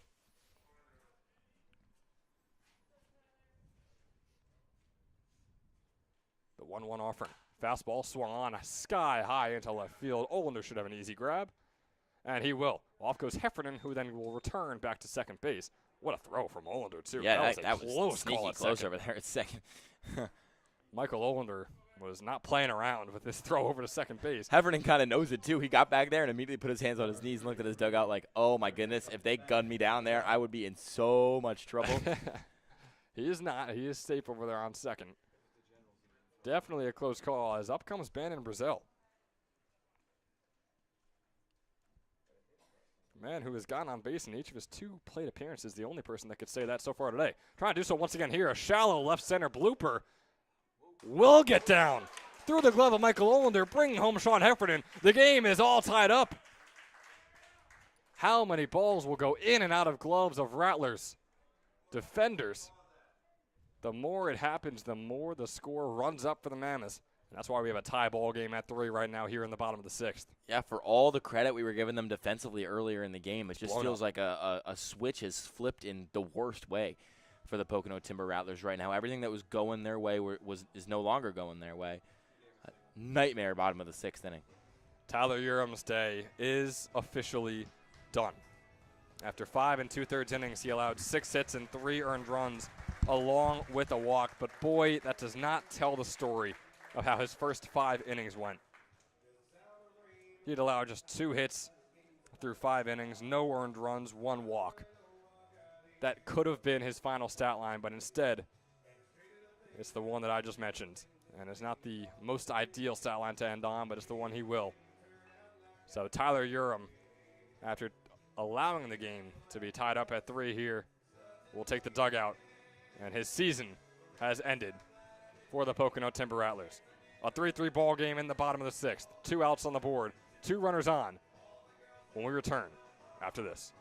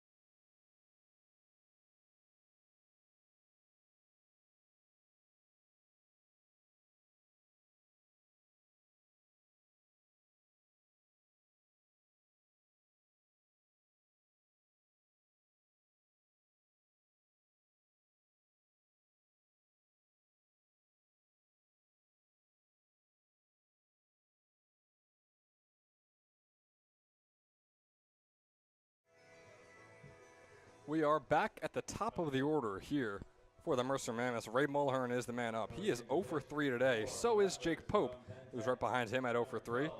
Then you have Jack Hughes, who is 1 for 3 with 1 run score. Tor McKenzie, who's 1 for 2 with an RBI single. Joe Gamitter is 0 for 2. Sean Heffernan is 1 for 3. Jones is 1 for 2. Huzzy's 0 for 3. And Bannon Brazil is 2 for 2 with a walk and an RBI single that we just saw him have, and he is on first base. As we welcome you back here in the bottom of the 6th. First pitch to Mulhern is high for a ball 1. New pitcher out there, as I mentioned before, Ethan Hanavig. He's pitched 14 2/3 innings so far this summer. To the tune of a 5.25 earned run average. That pitch goes right over the head of Ray Mulhern, who ducks down, gets out of the way of it, bringing up a 2-0 count.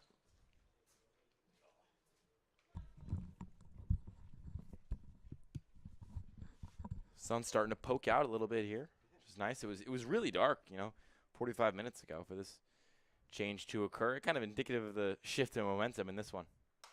This one swung on by Mulhern and fouled off. Hanevig out of Penn College playing over for the Wildcats there. He'll be heading into his senior season next year. In his junior campaign, he threw 49 innings and allowed 50 hits and 42 earned runs for a 7.66 earned run average.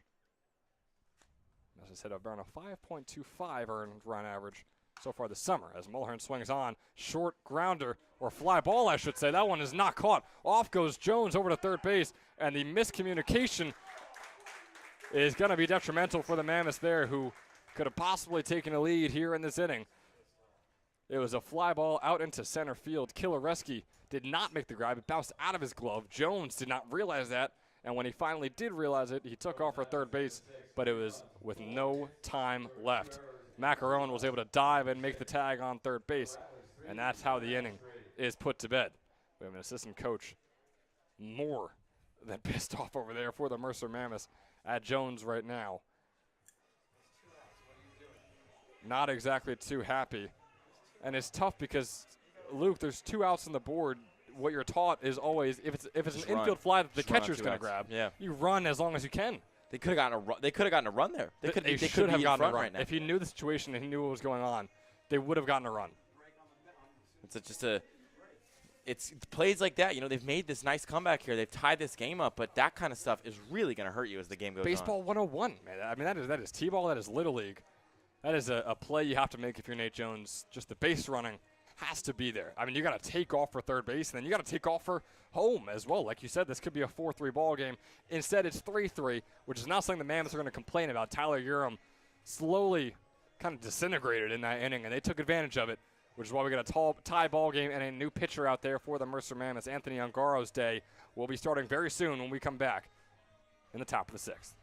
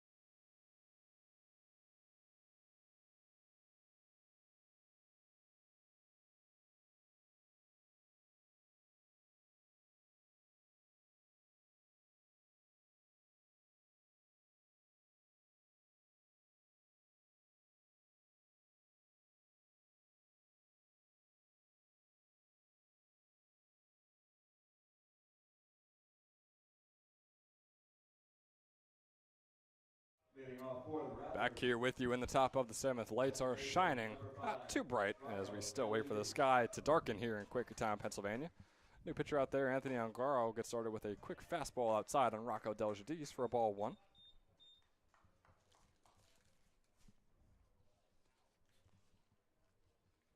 Anthony Ungaro, last time we saw him was about 10 days ago against the Trenton Capitals, as that pitch is down in the dirt for a ball 2. He's thrown 23 innings so far this summer. Has a 2-0 record. He's allowed 22 hits and 11 earned runs, for about a 2.435 ERA.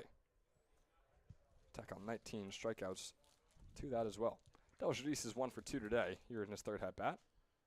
Fastball is way away. He's going to bounce right back to Tyler Huzzy and then be kicked away by TJ Beal, who was trying to kick it up and juggle it back into his hand.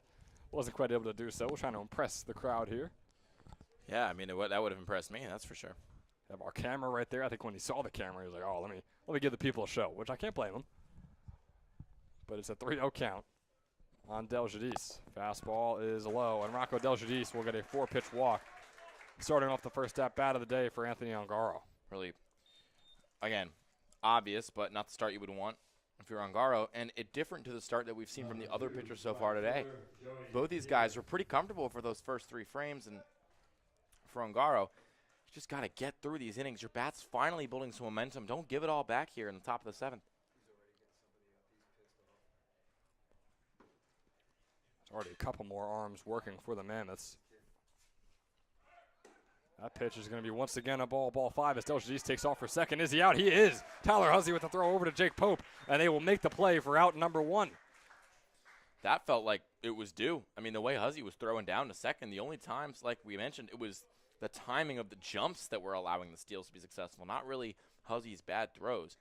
That time doesn't get the timing he might want. Not agreeing with the call very much. Fortunately, no review system, so. But again, it's been Hussey's throws have been the best part about their steal defense system, and right there, he showed it.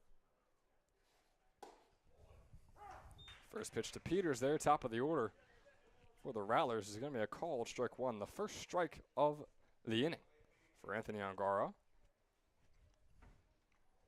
Peters is 1 for 3 today. That pitch is low and away.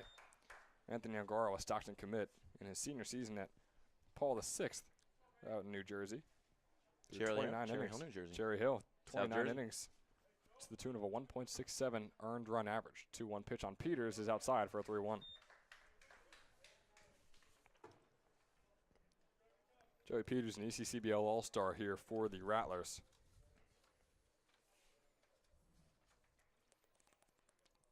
.353 hitter so far on the summer.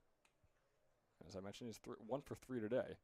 As that fastball is going to be low, and Peters will take his base. Very confident in that one being a ball, despite it looking very close to us up here. Maybe trying to project some of his insecurities, his confidence, as he give him a hard 90 down there to the first base bag. Number 1, shortstop, Carson.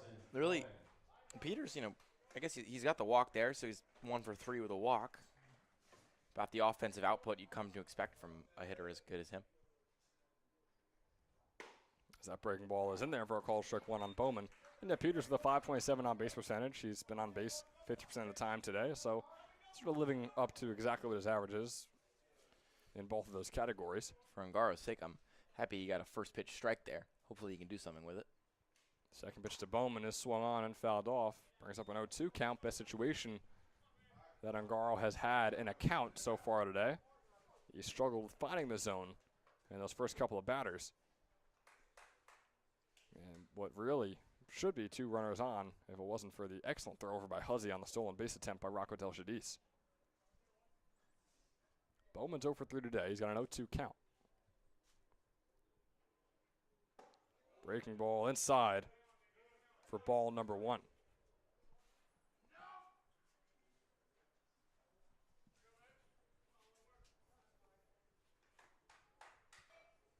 One-two coming up here from Ongaro.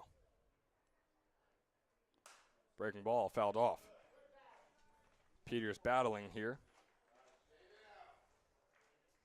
The rising junior at Misericordia University, a .295 hitter this past spring with 4 doubles, 9 RBIs, and 8 runs. Walked 5 times and struck out 16 times. And we're talking about Joey Peters right now. Carson Bowman is the man up at the plate. He's a LaSalle commit. Just played for Blair Academy. Was a 400 hitter there. Breaking ball that Bowman's going to put into shallow left field. Jones going to chase it down, not be able to make the grab. And puts runners on first and second here for the Pocono Timber Rattlers. Top of the order, Eaton again. Good stuff from Bowman. Just a nice at-bat from beginning to end. Stayed on everything, saw everything pretty well. He's going to get a nice single as his reward. Number 22. And the Rattlers got to take advantage running to scoring position. This hasn't happened often for them. The one time it did happen, they net 3 runs. See if they can just maybe jump out to a lead here in the top of the 7th. And you could sense some life in the Pocono Timber Rattlers fan section to our right as well after that hit. Feeling good about the way their offense is looking against a new pitcher in Anthony Ongaro. Now it's Christian Macarone, the lefty hitter. First pitch is in there for a called strike 1. Fastball looks like they're right down the middle. Macarone, the rising redshirt junior at East Stroudsburg, played in 24 games in his redshirt sophomore season to a 188 average, but is a .333 hitter so far this summer. Joe Peters with a bit of a fake Yeah, heading dancing over to third around. base. Some happy feet out there from Peters. I don't know if you want to test Huzzy's arm. I guess they haven't really been testing his arm, though. These jumps, again, have been the key to success. Peters still dancing over there in between second and third as this one swung on by Macaron out into shallow center field. Mulhern is the man making the grab. He'll make the throw over to third. That's exactly what you're going to get when Ray Mulhern is a center fielder making a throw to third or to first or to home. It is tough to challenge him, and Peters made the smart decision there. Important out for Ungaro. Not only does force out at first, second, or third in this inning, kind of takes away any sacrifice, advance, anything like that. And you just look at it, faced a lot of stuff, but just one out away. First pitch to Jordan Santiago is a bit of a changeup that goes high on him. 1-0 count.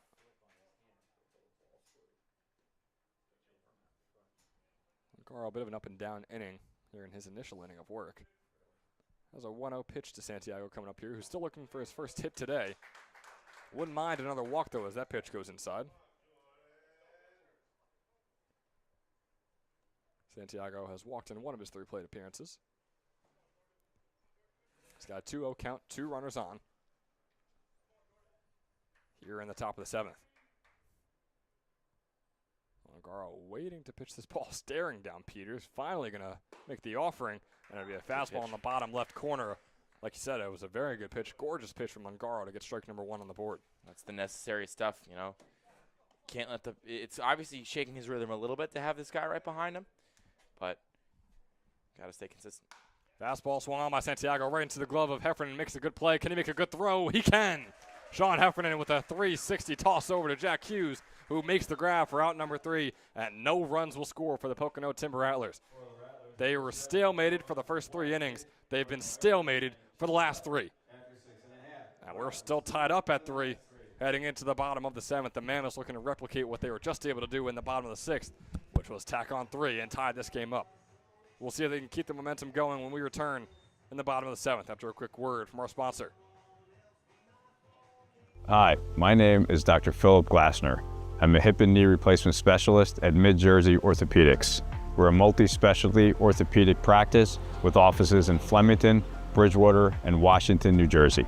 We have 18 fellowship-trained specialists to take care of you from your neck down to your toes. We offer conservative management such as bracing, therapy, and injections through surgical interventions as well. Our goal is to keep you active and healthy and get you back in the game. We also offer on-site digital x-ray as well as MRI. We have evening and Saturday morning office hours to assist with convenient appointment times, as well as having walk-in appointments available. Call us or visit our website at midjerseyorthopedics.com so we can help you to live life better.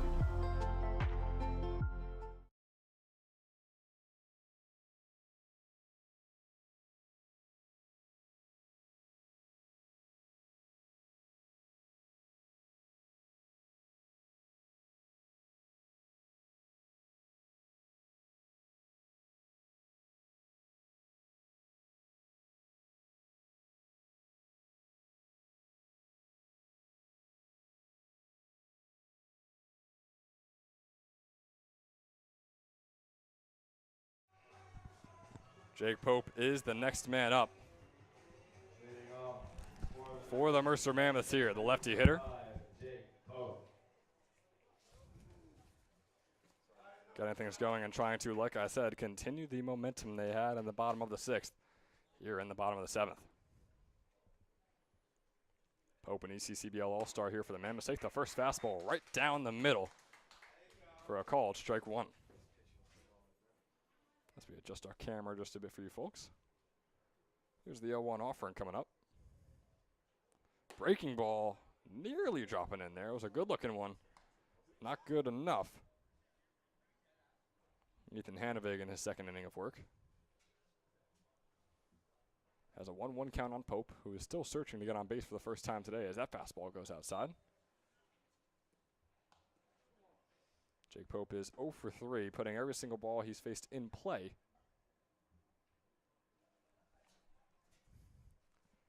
Two-one count. Fastball swung on, shallow left field. Olander chasing it down. It's going to get down for a base hit. Starting off in the best way possible, you could say, for the Mercer Mammoths. Getting a base runner on, no outs on the board. It's the same story we saw in the bottom of the 6th, and we know how that turned out. They're trying to replicate it right here in the bottom of the 7th. As now on comes Jack Hughes. First baseman, Jack Hughes.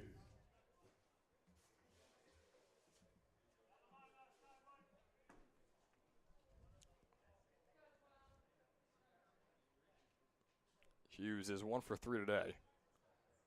The only extra base hit for the Mammoths, and the only extra base hit of the entire game as well. As he's facing the 1-0 with Pope on first.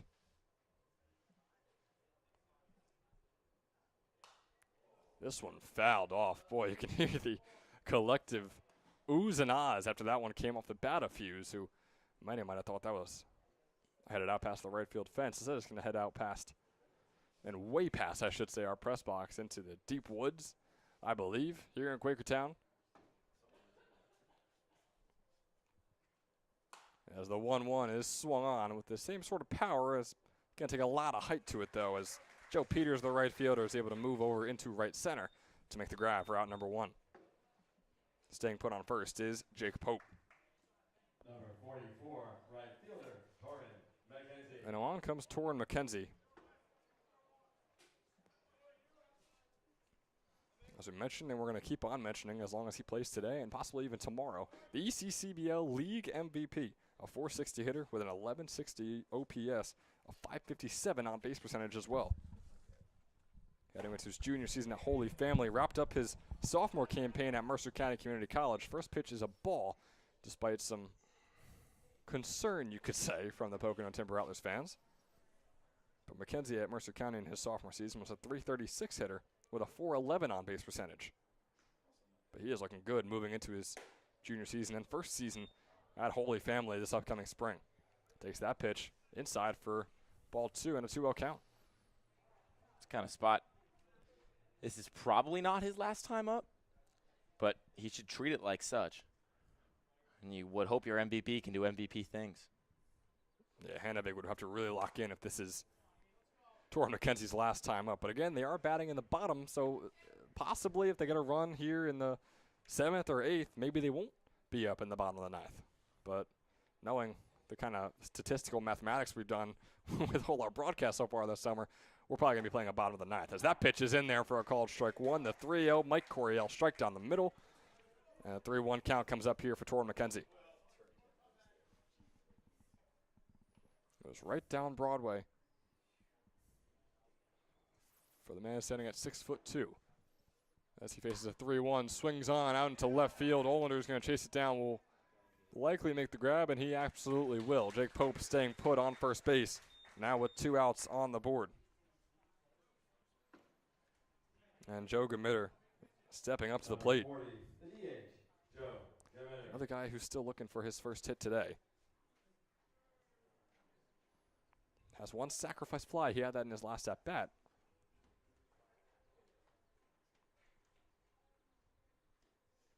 As is Pope on first. Committer out of Stockton, another former Mercer County guy. We just saw Torrin McKenzie, who just wrapped up his career at Mercer County Community College. We have another guy who just graduated from Mercer County Community College, and Jake Pope on first, and Gamitter, who graduated just over a year ago. Takes the first one in there for ball 1. Second one is swung on out into right center, high into right center field, chased down by Kilareski, and the center fielder will make the grab. I heard you kind of audibly gasp at that one a little bit, Luke. It looked good off the bat. It's like the 5th or 6th time in his game even where a Mammoths player has made contact where I'm suddenly thinking that thing could carry, but it just floated a little bit too much air under it. Easy play for the center fielder, and Mercer can't really take advantage of that base runner. So we have 6 combined runs, but only 2 half innings in which runs were scored. A 3-3 ball game heading into the top of the 8th. Looking to be a good one, another good one here in Quakertown of our 2 ECCBL semifinals we're playing here today. Don't go anywhere, folks. The last 2 innings are coming your way after this.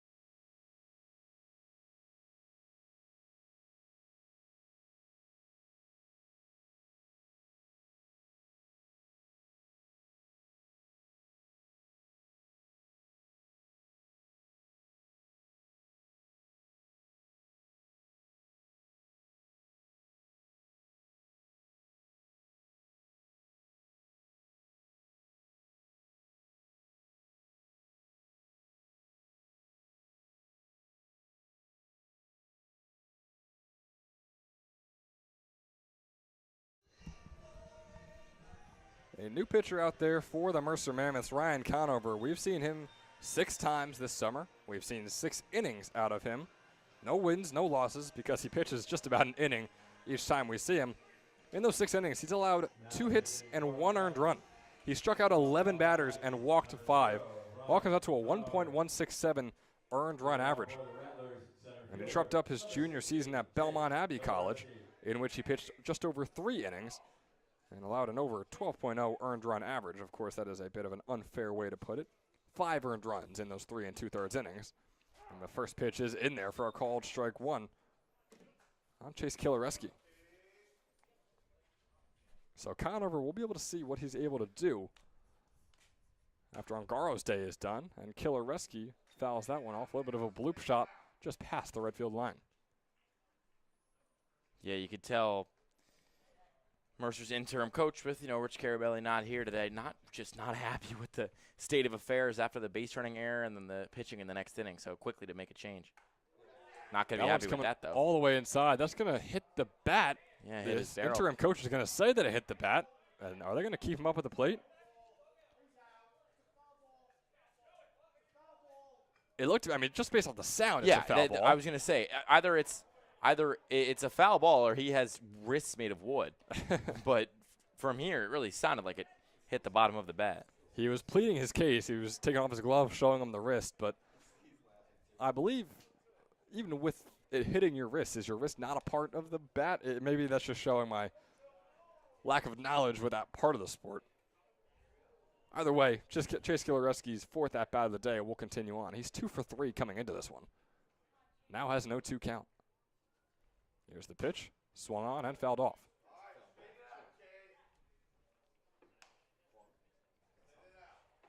Chase Killareski, the Salve Regina commit of Nazareth Area High School, leads the team with 2 home runs and 18 RBIs this summer, along with 2 sacrifice flies.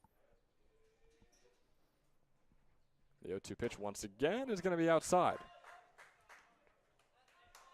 Killareski standing at 6'2", 175.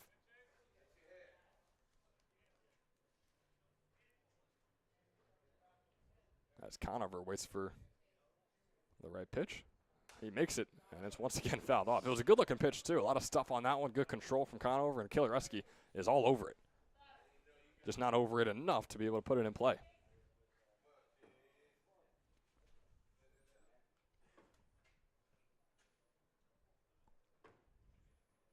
The 1-2 coming up here is going to be outside and bring up a 2-2 count. Conover would love to put away this first batter here. They have 6 outs to work with. Both these teams do. Yep. At the moment, of course, and we'll play as many extra innings as needed. As that fastball is inside, and it'll bring up a full count. Big pitch up coming, like you mentioned. This is an important early out to get. It could set the tone for an appearance from Conover where maybe he is in there to get 6 outs. You never know. He hasn't pitched over an inning this entire summer as that breaking ball is in there for a called strike 3. An 0-2 count turns into a 3-2, turns into a 3-3. And Killareski is retired for just the 2nd time today. I was going to say, I think Killareski knew it, too. The second it went right by, he thought, oh, man, that was a good pitch. Looked at the ump hoping for a call, but nope. Rang him up, sat him down. That was a really nice pitch there from Conover. It was the type of pitch that was coming in towards him, and then it just veered off right into the strike zone at the very end. As his first one's to Zach Smethers. The ground will be picked up by Brandon Brazell, who tosses it over the head of Hughes, who still makes the grab. Jack Hughes reaching, making a overarching one-handed snag. I guess every catch is a one-handed snag. Yeah, Brazell's still look good. Brazell's lucky Hughes made that play. It was really not a good throw. The way you and I kind of kibitzed in game 1 about how guys don't do a good job at just getting it and throwing it. They pump too many times, hop too many times. Brazell is almost like the opposite end of the spectrum in a bad way. He's almost too nonchalant from the hot corner, just kind of gloves it, flings it, and there's so much air under his throws. That one took Hughes right off the bag, but a really, really nice play. He gets it out quickly, right? He does, they're just not that accurate. It just sails. Yeah. There's not a lot of heat on him. It's weird. Michael Olander is up here with an 0-1 count. Make that a 1-1 as that breaking ball is down in the dirt. Olander LaSalle commit, one of many here in the ECCBL. At least double-digit LaSalle commits, I would say, that have played in this league so far this summer. as that fastball is outside for now a 2-1 count. Olander is now 11 for 23 on the summer. Came into this game 10 for 20 with 5 doubles. He's 1 for 3 so far this afternoon. Swing and a miss there on the 2-1 pitch. Nice breaking ball finding the outside corner. Bring up a 2-2 count. 2 outs on the board. No one on. Shows you how important that first at-bat was. Here's the 2-2. Breaking ball popped up into shallow right center field. Pope going to chase it down. No one's going to make the grab. Right down in between Bermuda's Triangle out in right center field. McKenzie, Mulhern, and Pope all meet at the same time at the same spot right after the ball bounces in the grass. It's a tough break for Conover and something that I'm sure the Timber Rattlers are going to love to take advantage of as much as they can. But if you're Conover and if you're this Mercer Mammoths defense, you got to know that like that really wasn't anybody's fault in particular. It was kind of just a bloop single landed in the right spot. Carry forward the confidence and the momentum you had built over those first 2 outs in this inning and just get out of this frame. So Preston Warren is the man up at the plate. Getting ready with that neon pink bat. Having a little game plan talk with his third base coach. He's 0 for 3 today. Has not gotten on base just yet.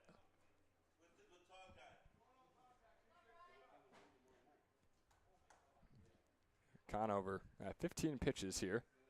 Has 2 outs to his name. As this one's a chopper. Is it in play? As it's chased down by Tyler Huzzy. They're going to say it's in play. Warren will be tagged. Warren is pleading his case that that bounced back in the right batter's box. TJ Berry is saying it bounced in play. Regardless, 3 outs are had. Berry and Warren are still going at it to the right of home plate. Berry's laughing it off. Warren is not. Regardless, 3 outs are had, and the Mercer Mammoths are back up at the plate. Big half inning. Big half inning. Huge half For inning. momentum building. They responded to a tough first at-bat. They got the out there. They gave up a base runner late. They didn't let it affect them. They're playing a heady baseball, but it's so hard to not go back and think about, man, how different could this have been if they didn't kind of wait for that fly ball to drop with 2 outs? How different they could have been if one of these little itty-bitty plays goes the other way, but they have it on their bats with a chance to maybe take the lead for final time in this game. We'll see what happens. There is a lot that could happen. We know that after watching game number 1. Don't count anyone out, even though this game is tied. So much is left to happen. Please don't go anywhere, folks. We got some great baseball left for you. 9 outs left to go in regulation, and we'll keep on playing for as long as we need to find out who will punch their ticket to face the Southside Railers in Trenton tomorrow at 1 o'clock. Bottom of the 8th is coming your way after this. I wanna dance in the lights. I wanna rock your body. I wanna go for a ride. Hop in the music and rock your body. Rock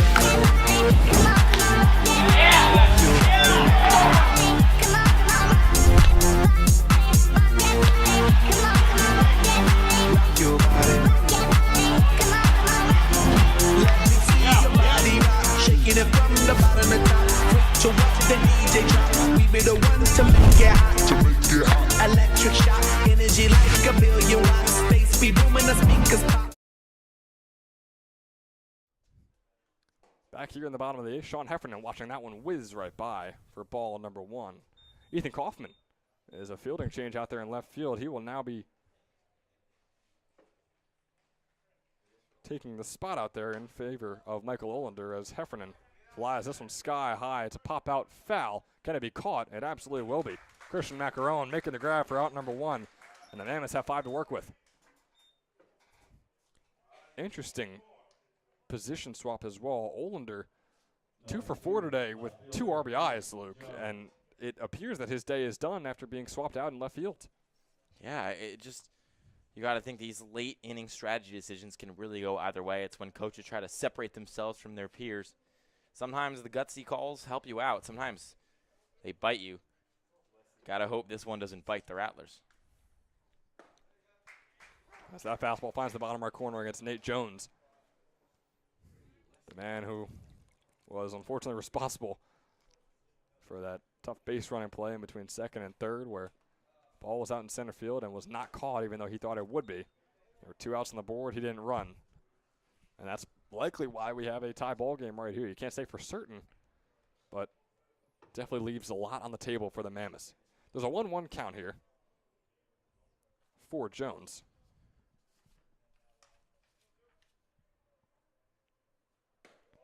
Who plays for the Moravian Greyhounds and watches that one fly right by him for a called strike 2.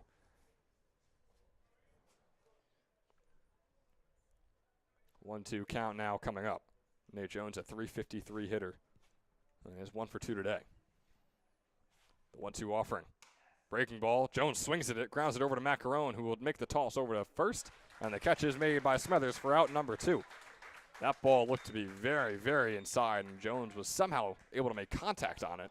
It felt like the kind of pitch where it was so slow that Jones knew exactly where it was going to end up and thought, hey, if I know where this is going, I might as well swing at it. I know I can get my bat on it. But didn't put it in much of a dangerous position. Also didn't really run a hard 90 down that line. That's probably not going to do much to cool off the seething coaches over there in the Mammoths dugout. Especially after how they chewed him out a couple innings ago, too. So on comes Tyler Huzzy. Looking to get on base for the first time today. Finds that one in the bottom right corner is Ethan Hanavig. Excellent framing by Santiago as well. For a called strike number 1. They're a catcher factory up there in Pocono. They are. We talked about it. Got to do an investigation. As this fastball will go right by Huzzy as he swings and misses at that one. Getting claps after each and every strike. Now for Hanavig from this Pocono Timber Rattlers fan section to our right. Fans slowly starting to realize the gravity of the situation here in Quakertown. The 0-2 pitch from Hanavig, swung on by Huzzy, will fly right over our heads and be long gone based on the pace that one had for a foul.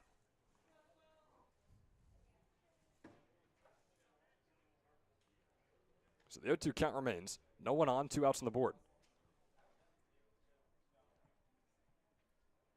Huzzy gearing up, puts this one out to center field. Killer Rescue chasing it down and making the grab for out number 3. It's an important half inning. It feels like usually late in these games the momentum goes to the team that's hitting, but for both of these squads the momentum seems like it's being held by the team that's pitching because of how good these two staffs have been, minus those little blips in the middle 3 innings. And for both of these squads, when we head into the 9th inning, they will both start with the bottoms of their order.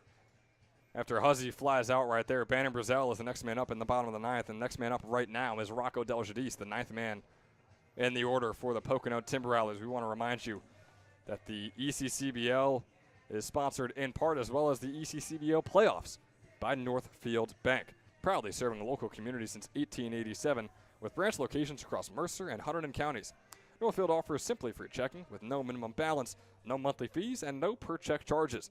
Northfield Bank customers also enjoy free online banking, mobile app access, and a free debit card for everyday purchases.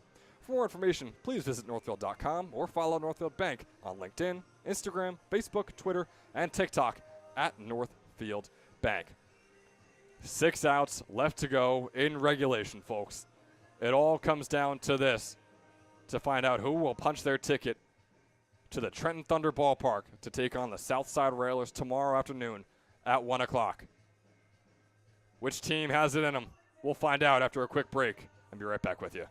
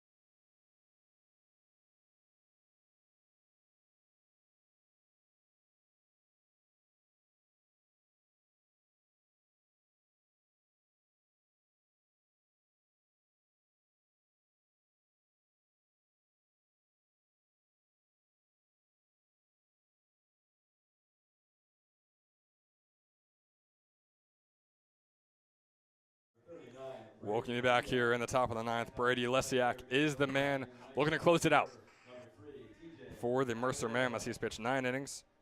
As a 0-1 record, he's allowed 7 hits and 5 earned runs, all for a 3.111 earned run average. Struck out 12 batters and walked just 2.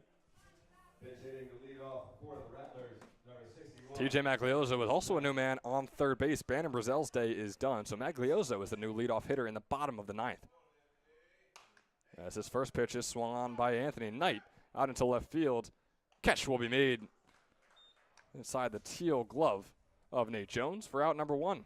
Yeah, with a little bit of a flourish on that play, too. Jones kind of hopped up, hauled that thing, and I guess he's trying to match Mullen and McKenzie highlight for highlight in the field. Well, you mentioned it before, how they're probably getting a little mad, saying, yeah, like, hey, man. You got to pick up the slack over there in left field, and he responded to that challenge by not running the bases very well and potentially causing his team a run.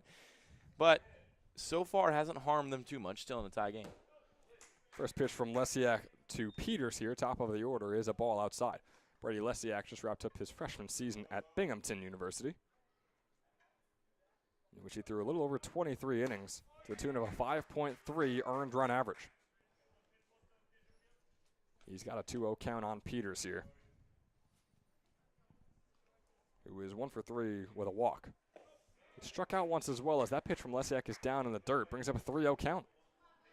So Lesiak trying to find the control a bit here. There is, again, looks like 1 or 2 arms warming up for the Mercer Mammoths out in past left field in case they need him.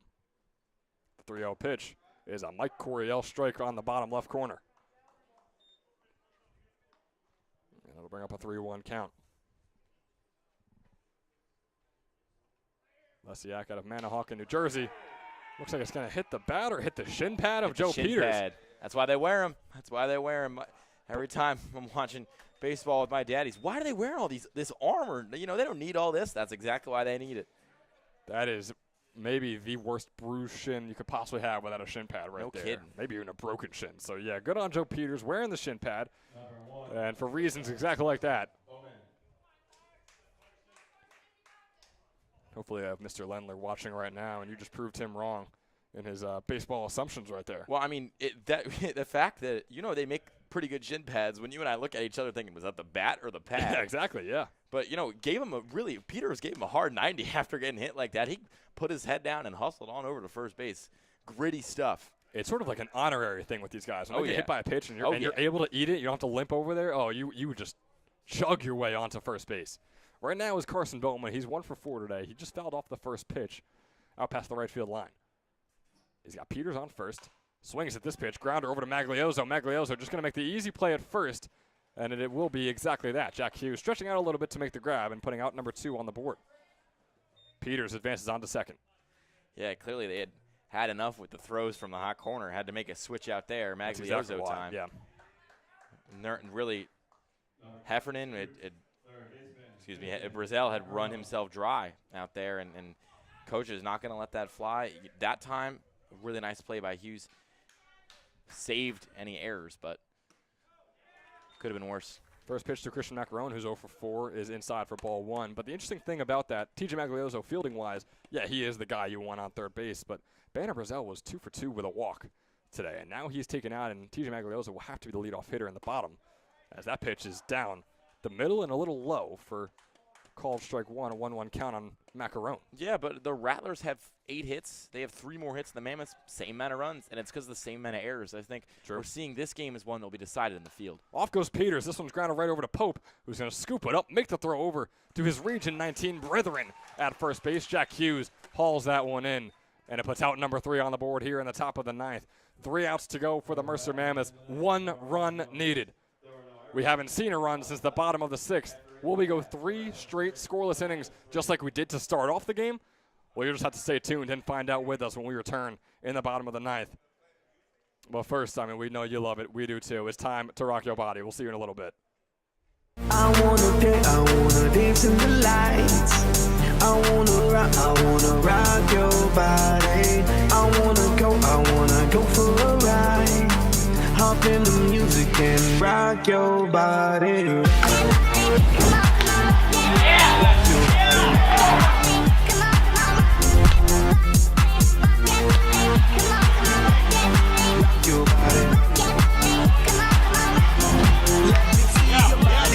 Shaking it from the bottom to top. To watch the DJ drop. We be the ones to make it hot. Electric shock, energy like a billion watts. Space be booming, the speakers pop. Galactic, call me Mr. Spot. We bumping in your parking lot.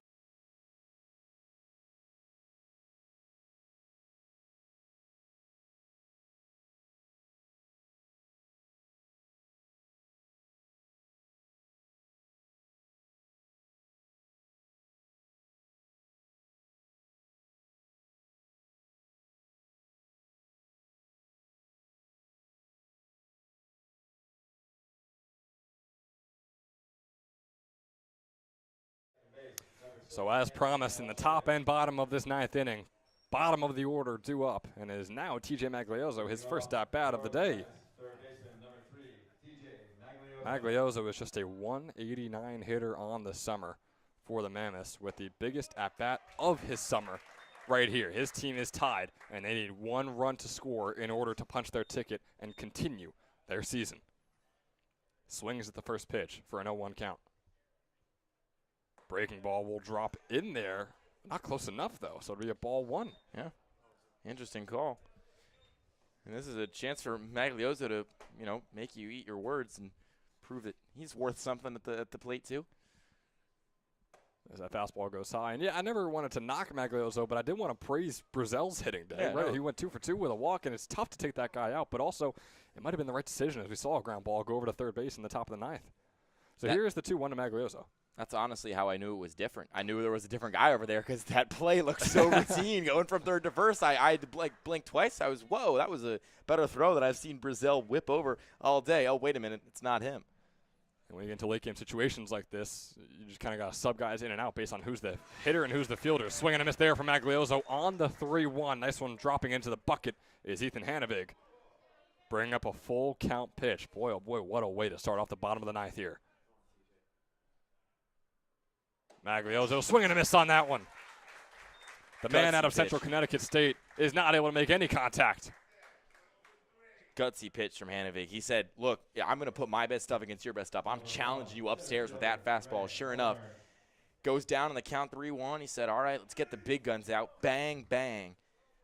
Hello and goodbye. 2 quick upstairs fastballs. Those are pitches that confident hitters love to see because they think I can lift this thing into the gap. I can push it over the wall. But when you're scared in a big moment, pitchers will make you show it with an upstairs fastball. And you want to talk about big-time hitters, Ray Mullen. I just showed you the lineup right there. He is at the top of the order. He is 0 for 4 today, however. Not having the ideal day that we're used to seeing him have.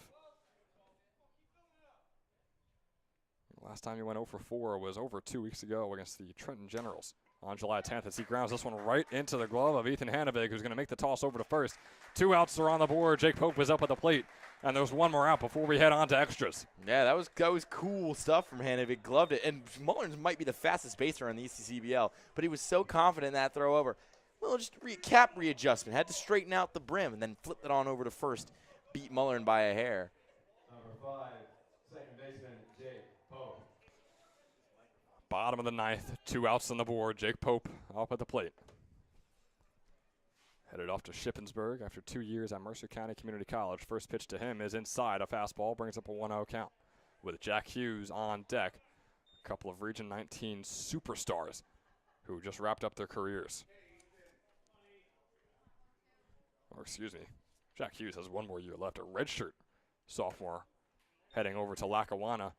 But he is no longer Region 19 as Lackawanna has now declared as an NCAA D2 college. Second pitch to Pope was called a ball. We're going to get a mound visit from Santiago to his pitcher, Ethan Hanavig, who has looked good in his first 2 batters so far this inning. But after a couple balls, just make sure he's in check.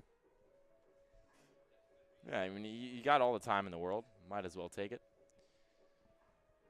Not really a high-stress, high-tension situation. Get some breathing going. Not yet, at least. I mean, that's going to happen at some point in this game. We know it. But, yeah, right now, tie ball game, but no one on and 2 outs on the board.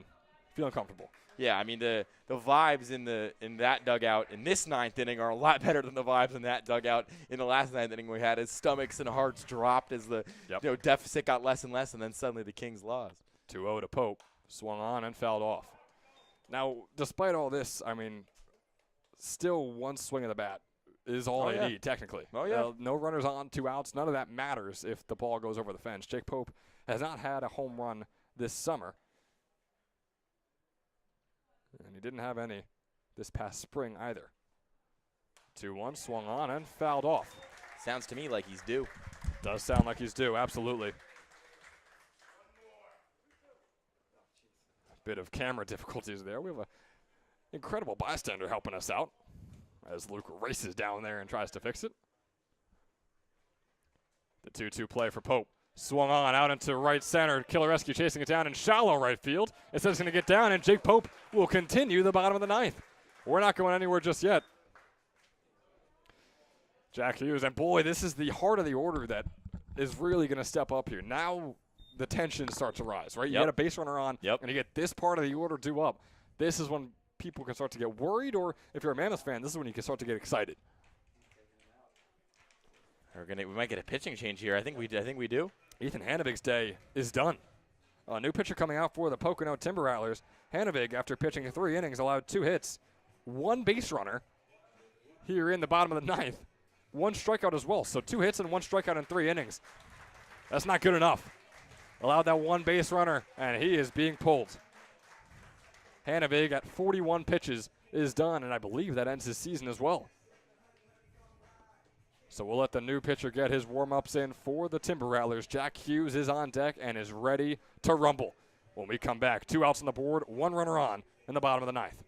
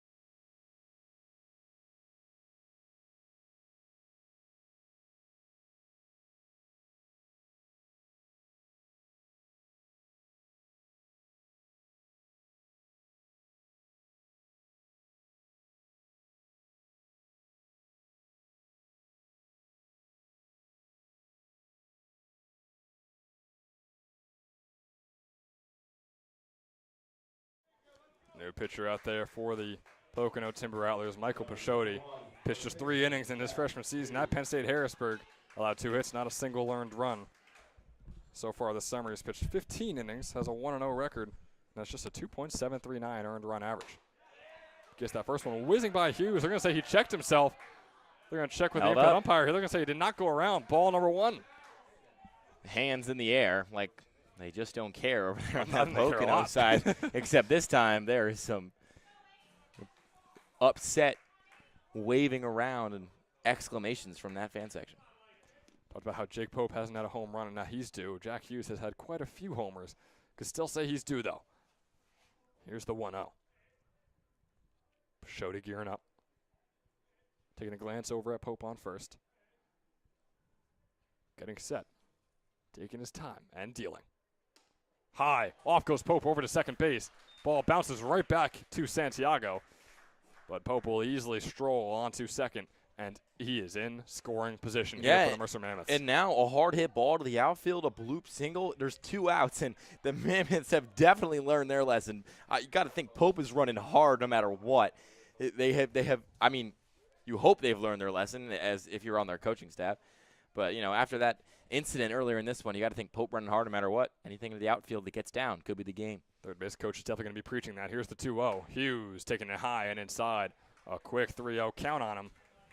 Jack Hughes has 2 home runs and 9 doubles on the summer. I'm just going to be honest here. If I'm Hughes, I'm swinging the bat. I'm swinging the bat up here. You got to think there might be just Coryell. Yeah, maybe you're going to see the Coryell strike right down Broadway. Here we go with 3-0. It is right down Broadway. Fastball that he just will not swing on. I would have swung the bat there. There's 2 outs. It's a tie game. You got to think there's a fastball coming right down the middle. He wants to get that out back. This guy's jittery. Just came out of the pen. That was the pitch to hit. The predetermined discipline that many players have here in the ECCBL might come back to bite Hughes. Here's the 3-1 inside, and Hughes will take his base. Some Pocono Timber Rattlers fans think they want that back. Now, it's tough. It looked to me that it was inside, and maybe Hughes wanted it. to be in there for a strike because he wants to swing that bat around. But nothing wrong with putting 2 runners on and bring up the ECCBL League MVP in Torrin McKenzie. 460 hitter who's racked up 5 doubles, 2 triples, and 15 RBIs on the summer.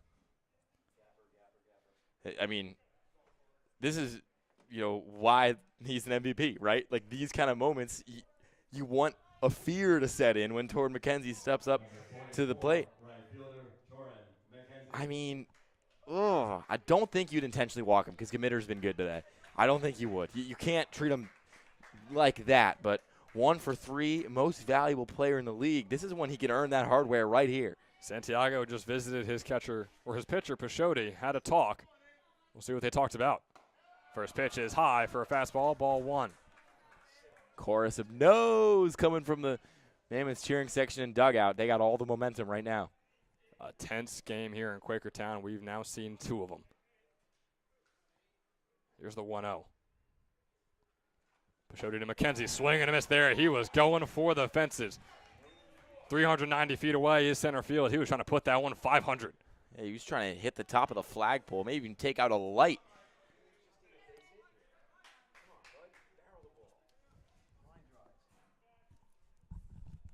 McKenzie here with the 1-1. Swung on, and a grounder is fouled right over to the Mercer Mammoths dugout.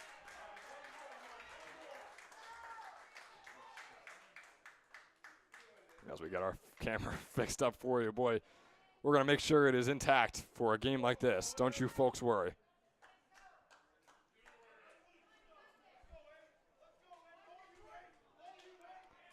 The 1-2. Tensions rising here in Quakertown. 2 runners on, 2 outs on the board. Ball high.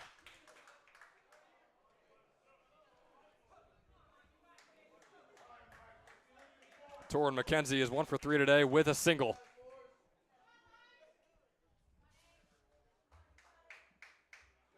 And a single right here could be all they need.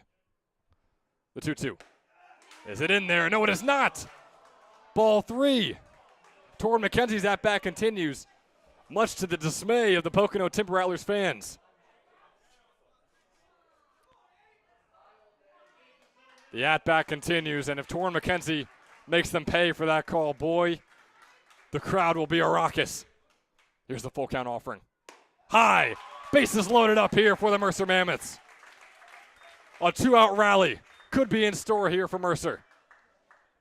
Joe Committer is the man who is looking to make them pay. And Luke Lendler and I were on the call for a game. We were at Mercer County Community College, and Committer was up at the plate, and he had a walk-off double to win that one over the Trenton Capitals. First pitch to him. In there for a called strike 1 on the bottom left corner. The fastball from Michael Pichotti. All you need is a walk. All you need is a single. What can Joe Committer bring you? Committer swings on and fouls it off. Sighs of relief after every single pitch here in Quakertown. Each and every pitch could be the game decider.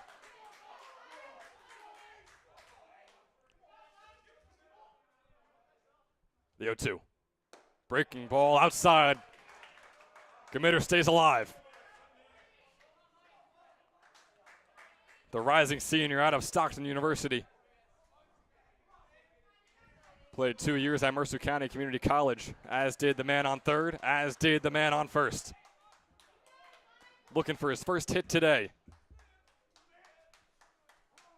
The 1-2, time called by Santiago, the catcher. Just as Pichotti was getting ready to deal, Committer going to have to reset himself, as will Pichotti, who was not exactly expecting that time. Getting word from his dugout. Tensions are palpable here in Quakertown. It doesn't get much better than this, folks. Can the Pocono Timber Rattlers stay alive, or will the Mammoths punch their ticket to Trenton for a chance at an ECCBL title? Home plate umpire TJ Berry gets us ready to go once again, having a word with Santiago. Both put their masks back on. Pashodi steps back up to the mound. Joe Gamitter readies back up at the plate. The 1-2. Fastball swung on by Gamitter. Grounder over to Balashitis. Can they get the easy out? They can. And we play on here in Quakertown. Not done just yet. Bases loaded. 2 outs on the board. And the Timber Rattlers live on. Just like that, they are back up at the plate. When we return, Jordan Santiago, the catcher, is the man up in the top of the 10th. A 3-3 ball game, just like it has been for the past 3 innings. We'll be right back with you after a quick word from our sponsor. Don't go anywhere, folks. It doesn't get much better than this. Hi, my name is Dr. Philip Glassner. I'm a hip and knee replacement specialist at Mid-Jersey Orthopedics. We're a multi-specialty orthopedic practice with offices in Flemington, Bridgewater, and Washington, New Jersey. We have 18 fellowship-trained specialists to take care of you from your neck down to your toes. We offer conservative management such as bracing, therapy, and injections through surgical interventions as well. Our goal is to keep you active and healthy and get you back in the game. We also offer on-site digital x-ray as well as MRI. We have evening and Saturday morning office hours to assist with convenient appointment times, as well as having walk-in appointments available. Call us or visit our website at midjerseyorthopedics.com so we can help you to live life better.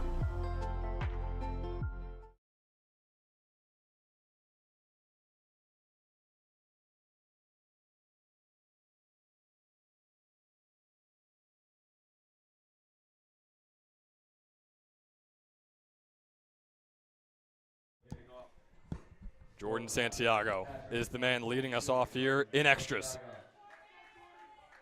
Our 19th inning of play here in Quakertown. The first pitch is in there for a called strike 1 on Santiago. Everyone can reset just a little bit as Santiago pieces this one out into right field, and it gets down for a base hit. Jordan Santiago will take first and start things off in the best way possible here for the Pocono Timber Rattlers. And as the tension rises, so does the noise. The celebration, yes. These bullpens even, these dugouts getting into it, the fans into it. When I was down there fixing the camera, like the combating cheers of Let's Go Joe versus Let's Go Mike, the hitter and the pitcher, something to behold. Pitch from Lesiak is going to be a bunt off the bat of Killarescu. Will either one get out? The throw over is in time. What a play by TJ Maglioso. That is why he has been put at third base, racing in, scooping it up, and making the throw over for out number 1 as Santiago advances on to second base. Yeah, I was about to stand up quickly and be like, that's the best bunt we've seen in weeks. That was incredible and really, really well laid down. But Maglioso, my goodness, what a throw. Still, they get the advance. You know, he's 90 feet closer, and all of a sudden, need a big pitch here from Lesiak. Excellent hustle from the rising sophomore at Central Connecticut State. The first pitch in there on Zach Smethers is a called strike 1. Brady Lesiak looking pretty solid so far here in the 10th. Smethers, a .267 hitter. The 0-1 grounded foul towards the Mammoths dugout. Smethers just 1 for 4 today. Heart of the order right here. Was one of the 3 runs that is on the board right now. In his 4th at-bat of the day. The 0-2. And Lesiak will take a quick time. Big pitches, as will every single one be the rest of this game. Lesiak with the 0-2. Way away, getting away from Tyler Huzzy. Santiago, the other catcher, advancing on to third base. Makes things all the more intense here in the top of the 10th. Brady Lesiak letting that one get away from him, letting the tension get to his head, get to his arm. And just like that, all margin for error is just gone. Perfection is required.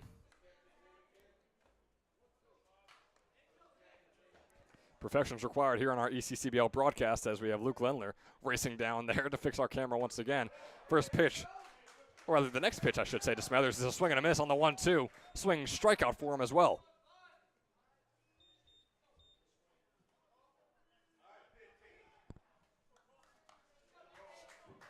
Getting that camera fixed for you folks as quick as humanly possible.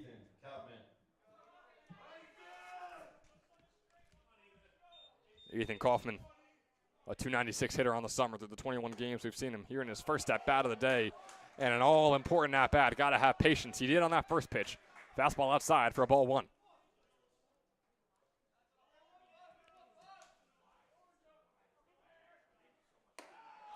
Next pitch is going high in towards Kaufman's head.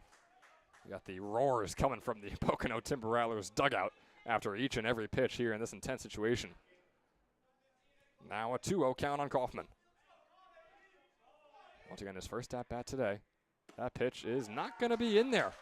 Brady Lesiak is really struggling to find the strike zone right now. You wonder if we see a pitching change after this at-bat.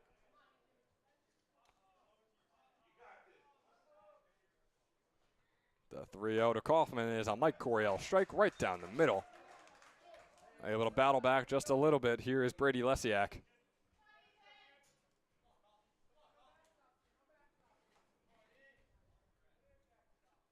22nd pitch of the day from Lesiak is a fastball strike on the bottom right corner.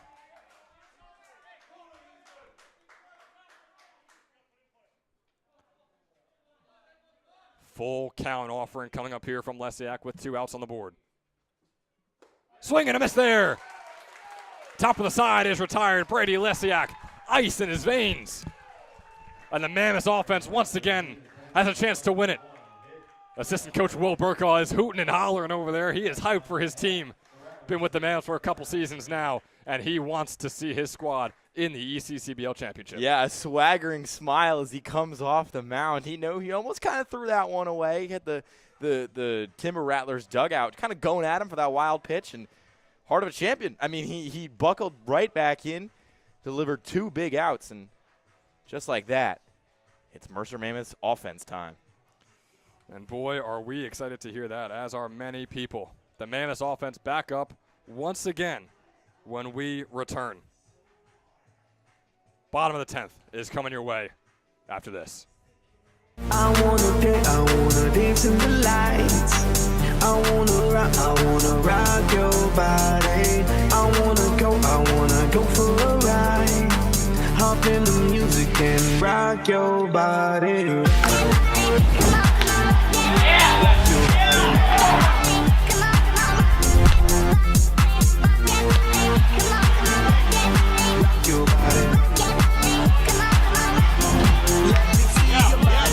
Shaking it from the bottom to top. To watch the DJ drop. We be the ones to make it hot. Electric shock. Energy like a billion watts. Space be booming, the speakers pop. Galactic. It very well might come all down to this. Michael Pashodi on the mound. Sean Heffernan is on deck. Heffernan is 1 for 4 today, and he's one of the 3 runs on the board for the Mercer Mammoths. The biggest at-bats of every single hitter's summer season, I should say, here on this Saturday night in Quakertown, Pennsylvania. Sean Heffernan, Mount St. Mary's commit out of Burlington Township High School, an over 500 hitter for them this past spring. 560 average with an 809 slugging. So far this summer, it's been very similar. An over 400 hitter for the Mammoths. That, as I mentioned, is 1 for 4 today with a run. The shortstop, righty hitter. Standing at 5'10", facing off against Pashodi. First pitch inside for ball 1. Nate Jones is on deck. And following him is the catcher, Tyler Huzzy. In the heart / sort of bottom half of the order right here. The 1-0 swung on and fouled off.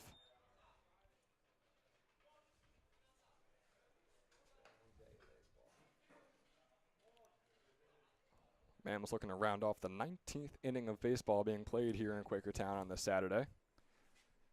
Started things off at noon, or a little bit before noon actually for game number 1. As here's 1-1 to Heffernan. Fouled off once again.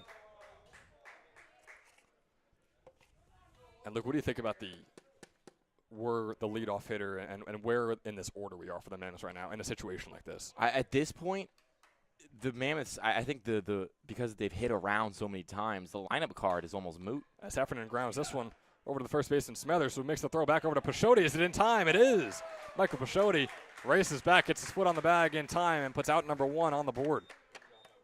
That was a really nice hustle over by Pashodi, the pitcher. It's all about turning from pitcher to turning into number 1 out in the outfield. Or out in the infield, I should say. Out number 1 on the board, Nate Jones up at the plate.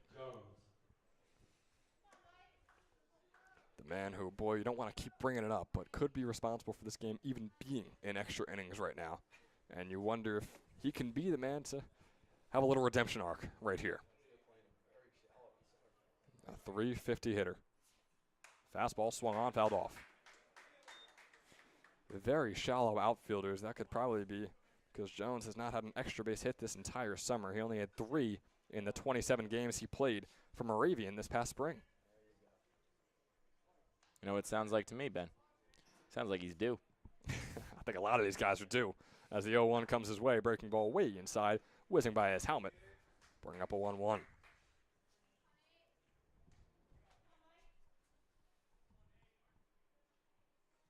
Pashodi out of Penn State Harrisburg, Jones out of Moravian, playing for the Greyhounds over there. 1-1, fastball outside, brings up a 2-1.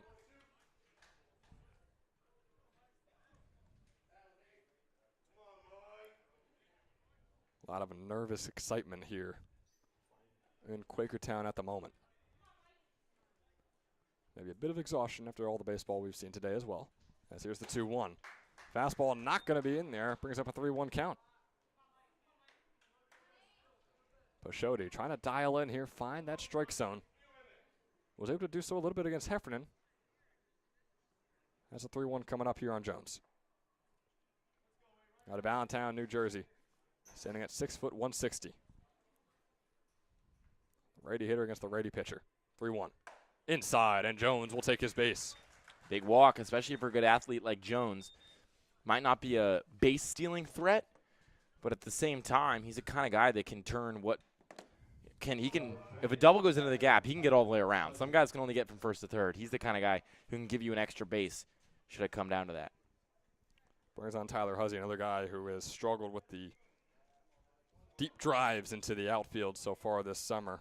Just 1 double on the entire summer in the 17 games he's played.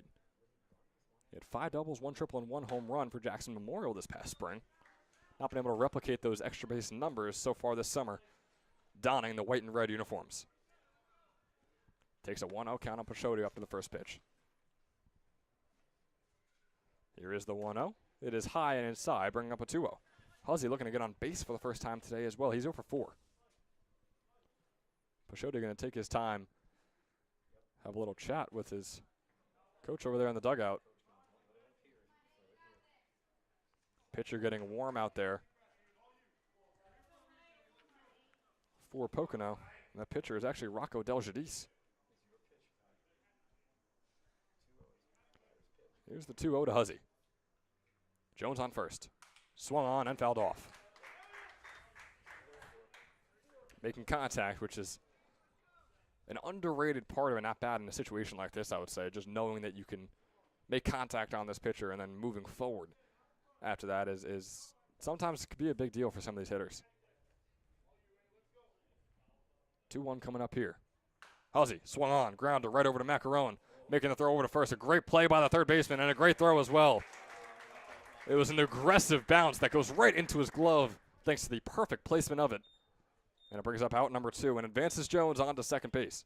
A runner in scoring position, and the bottom of the order due up here. TJ Magliozzo, his second at-bat of the game. Number 3, third baseman, TJ. Now he struck out in his first at-bat, and he has quite the opportunity here. 2 outs on the board, runner on second in the form of Nate Jones. First pitch from Pashodi. Fastball, swing and a miss from Magliozzo. The bat coming out of his left hand. Sort of a one-armed swing for the latter half of that one. Yeah, but again, it all comes down to that one swing of the bat, ball in the gap. Could be the game. Jones is a quick base runner.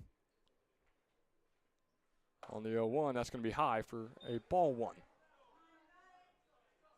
2 outs on the board. Jones is on second. Boy, we saw a situation like this a little earlier in this game.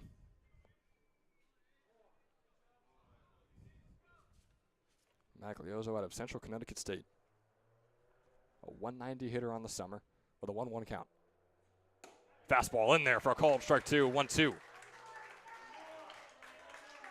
CJ Maglioso did not see any action this past spring. And in last summer in the ECCBL for the Mammoths was a 262 hitter. This summer taking a bit of a dip with a 189 average. The 1-2.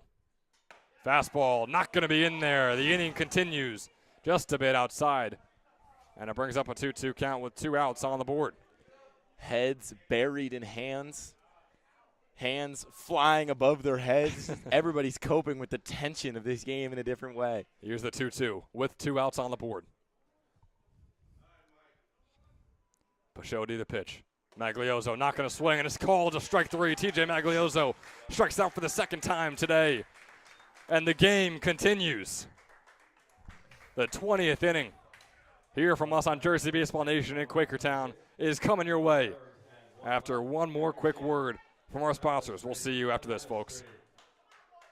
Hi, my name is Dr. Philip Glassner.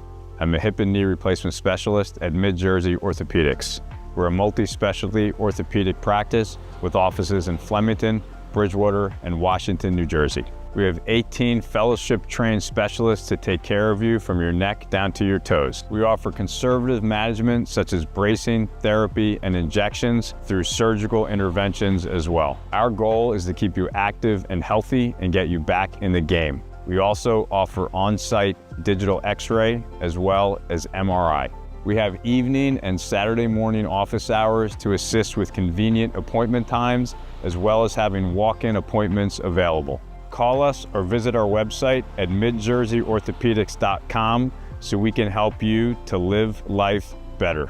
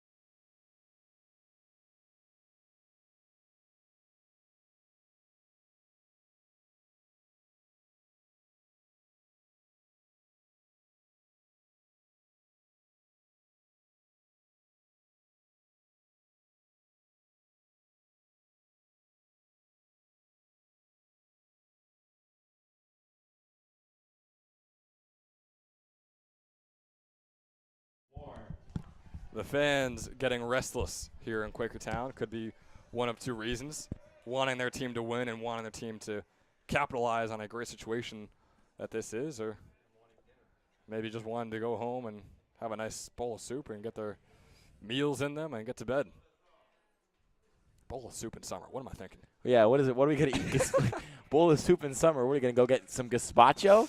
Come on, man. Folks, I don't recommend you take my culinary advice. I'm here to talk sports, and I promise you I will try to do strictly that as we move forward.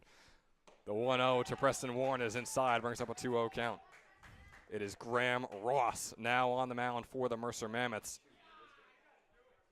An arm that you might have thought they would have hoped would be available tomorrow. He still could be, depending on how quick this inning goes.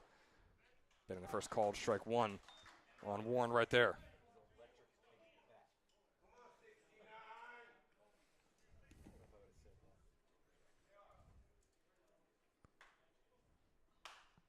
Graham Ross out of Drew as Preston Warren flies this one out to center field. Ray Mulhern making the grab on the 2-1 call. And putting out number 1 on the board. Picking up the pitching change for the Mammoths.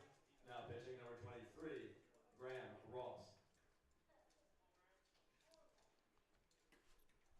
Ross, a rising junior at Drew University.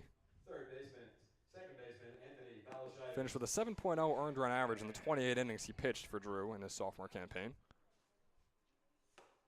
First pitch to Balashitis is inside for ball 1. Balashitis, his first at-bat today as well.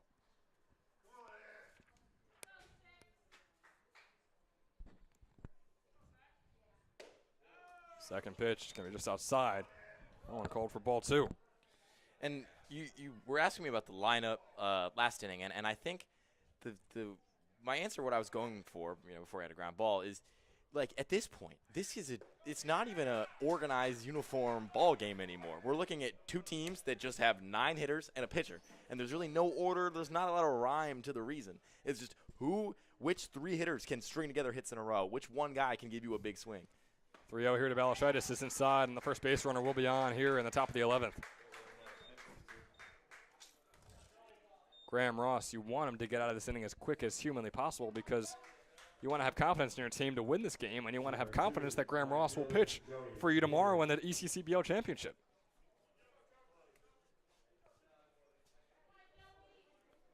Now on back to the top of the order, Joey Peters.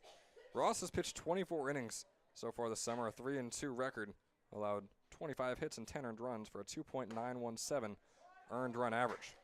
Peters takes the first pitch for a ball 1.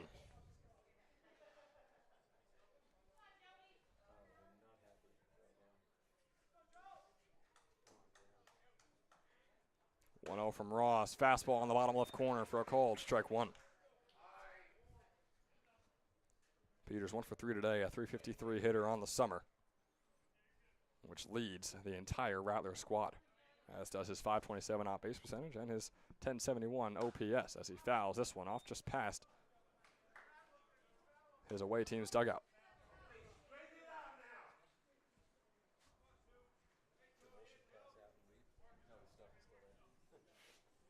One-two offering coming up here from Ross. Fastball goes outside on Peters. That brings up a 2-2. And consistency becomes the name of the game right now for both of these pitchers. Who can just be the most consistent with their location? And again, this extra innings game is going to be trouble for whoever wins it. They're using so many arms. 2-2, fouled off right back towards the right side. Our camera and I would like to point steady. out, the camera did not budge 1 inch. No, it did not. It did not. And that's because that's fortification down there. I got about 45 layers of tape on that thing, and it didn't move a centimeter. Seems to have quite the fan section down there to our right as well. All the people who kept watching you tape up that camera as Peters puts this one out into right center field, chased down by Ray Mulhern, who will make the grab for out number 2. Balashitis will return back to first base, and 2 outs are on the board here for the Pocono Timber Rattlers. Yeah, I mean, with the amount of times I was down there fixing that thing, I got to know those people on a first-name basis. We might have figured it out. We might have figured out the camera situation. I think the method was just more tape. It was just an obscene amount of tape. It is quite a bit of tape down there. Seems like it's just enough. As Peters flies out, Bowman now steps up. His first pitch is high for a ball 1. That was Ross's 15th pitch. Again, watch that pitch count just a little bit. But if he's looking good, you got to keep him out there until this game is over or until he possibly tires out. This one swung on by Bowman. It is high and fouled off. No one will be able to get to that one.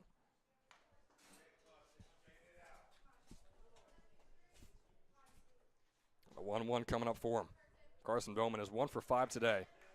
He has played the most games of anyone on this Pocono Timber Rattler squad. He's played in 25. Only missed 1 as that breaking ball goes outside for the 2-1 count. Veteran player in a big moment. All those games he showed up for.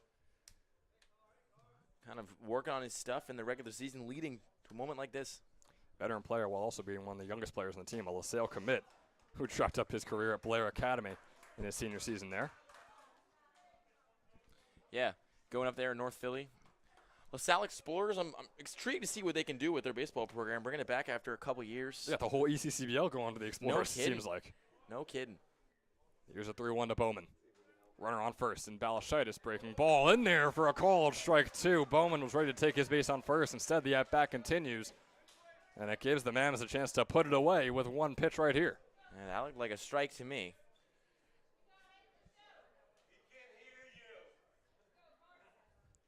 Here's the 3-2. Check from Ross. Not much to it. Balashitis is back quite easily, and Ross knew that, lofting it over there to Jack Hughes, his first baseman.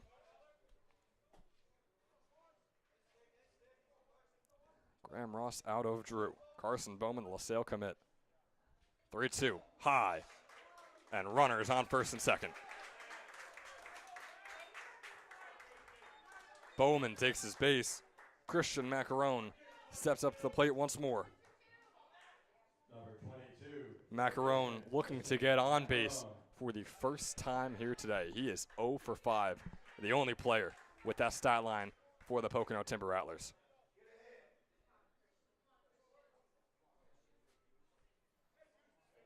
Macaron, a .333 hitter on the summer as well.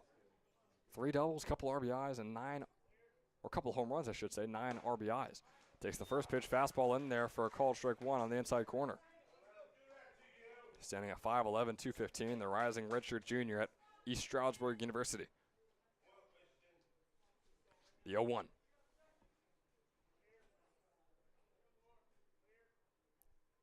Ross Gears steals, fastball, fouled off. Brings up an 0-2 count on Macaron. A 188 hitter this past spring, but as I mentioned, boosted up big time this summer. 333 with a 980 OPS.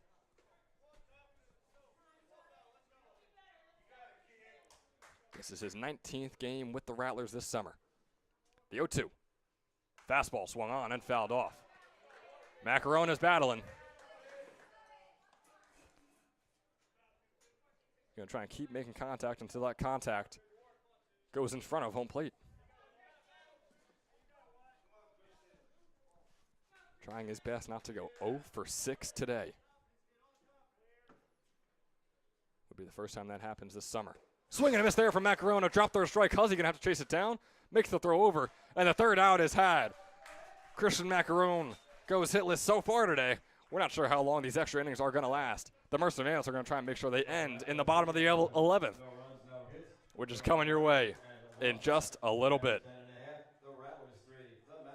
Both these teams could use a jolt of energy, as could many of the people in the stands, and maybe as could you. Hey, man. Back at home. I'm fired up. This is free baseball. I think it's time for them to rock their body, don't you think? I couldn't agree more. Let's go ahead and rock our body, and we'll see you in the bottom of the 11th.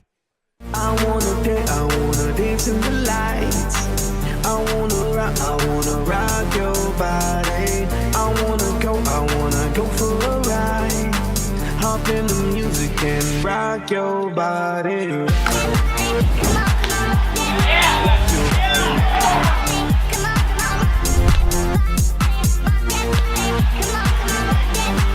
your body. Shaking it from the bottom to top. Quick to watch the DJ drop. We be the ones to make it hot. Electric shock, energy like a billion watts. Space be booming, the speakers pop. Galactic, call me Mr. Spot. We bumping in your parking lot.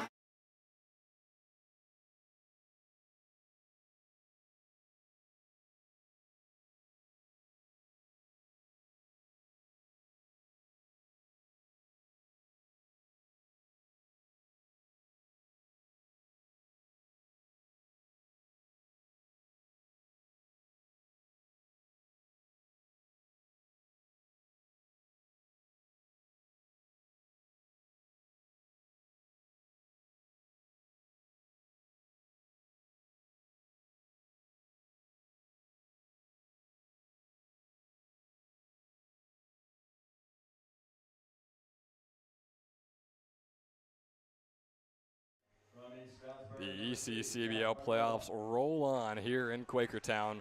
Top of the order due up for the Mercer Mammoths. Does it get much better than this?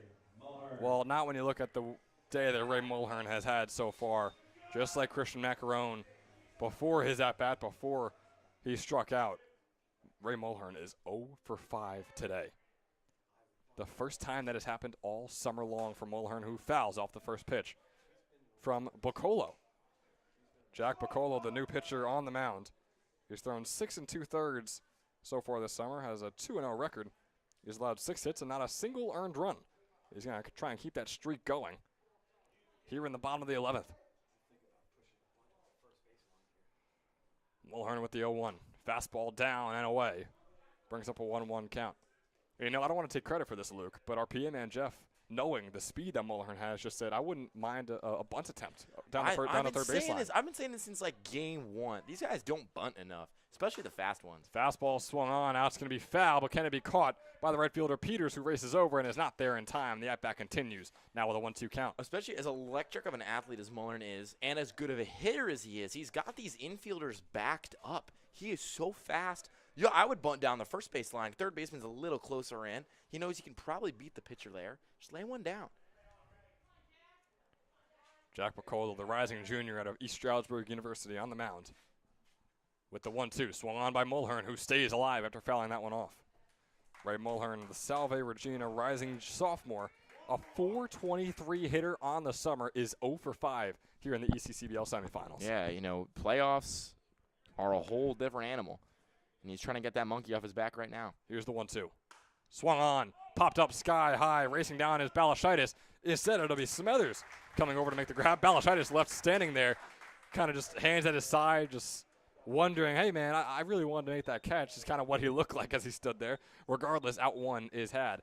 And Ray Mulhern falls to 0 for 6 for the first time this entire summer. It has been a rough day for him at the plate.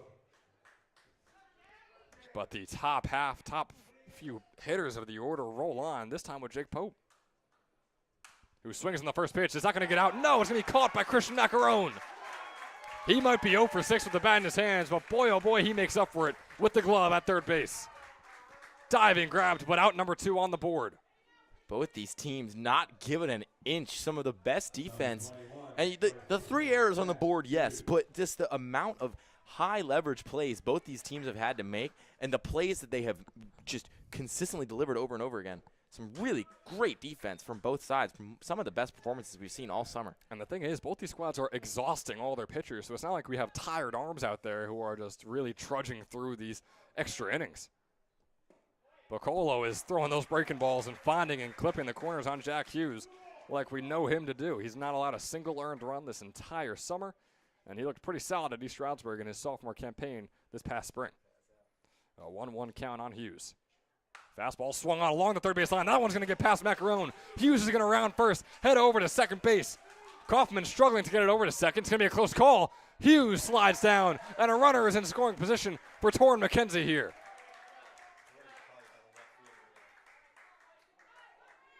As Joe Gamitter will walk past home plate to grab the bat, and he'll walk back because he's on deck. He's on deck. Yes, there we go. It only took you 11 innings, but you made it. I'm learning. I'm learning the game of baseball here after, what, maybe 50, 60 games this summer? There you go.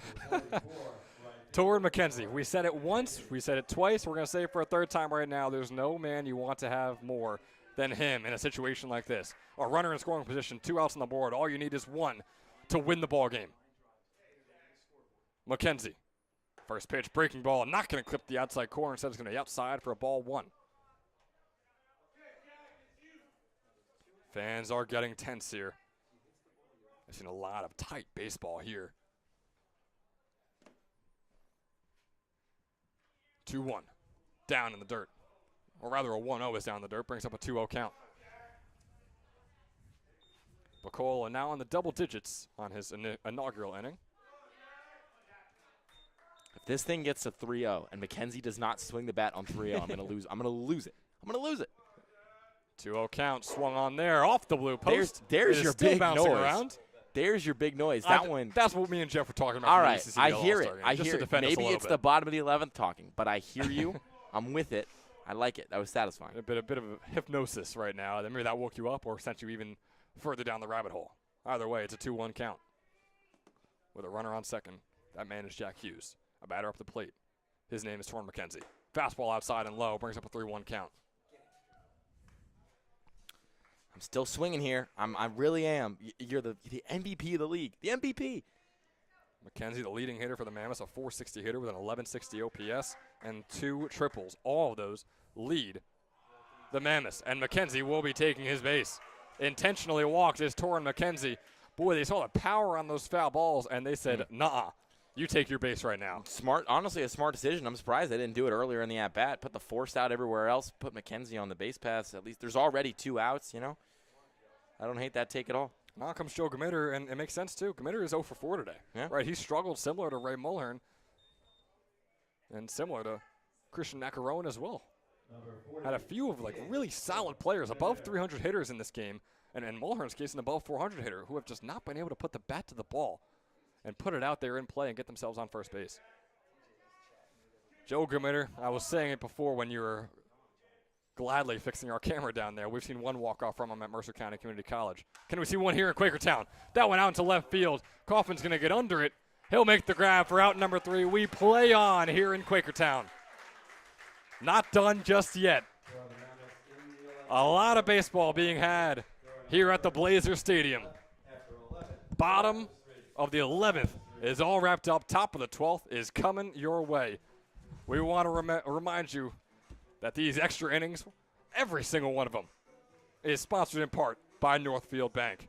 Proudly serving local communities since 1887. They got branch locations across Mercer and Hunterdon counties.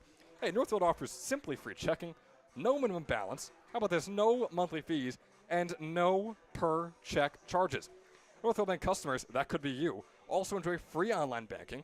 They got mobile app access and a free debit card for everyday purchases. This is sounding pretty good to me right now. And if you want more information on all this, you can visit them at northfield.com, or you can even follow the Northfield Bank at LinkedIn, Instagram, Facebook, Twitter, and TikTok at Northfield Bank. All that sounds pretty darn swell to me. Northfield Bank, go check them out and keep checking us out here on Jersey Baseball Nation. Top of the 12th. Rattlers up at the plate when we return. Jordan Santiago is on deck.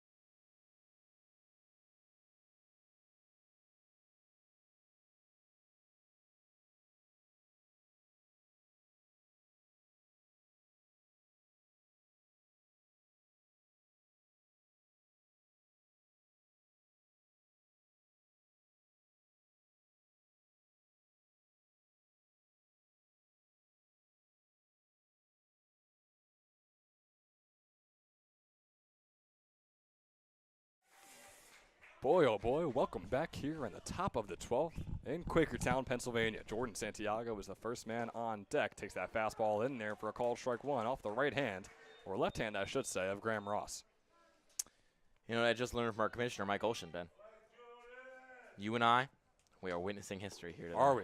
We never do. Longest game in ECCBL history today in Quakertown. Doesn't feel like it. It's flying by.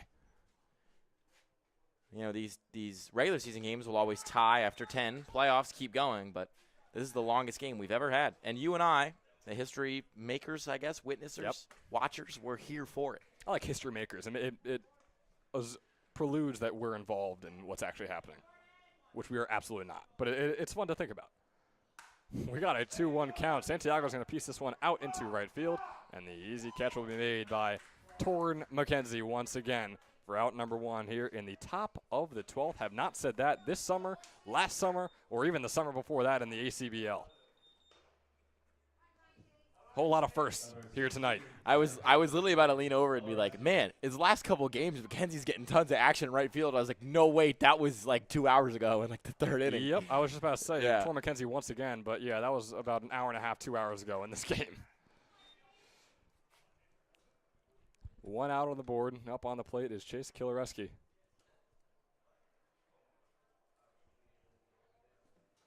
Taking that ball way inside. Yeah, right. It was yanked a little bit by Ross, nearly striking him in the foot.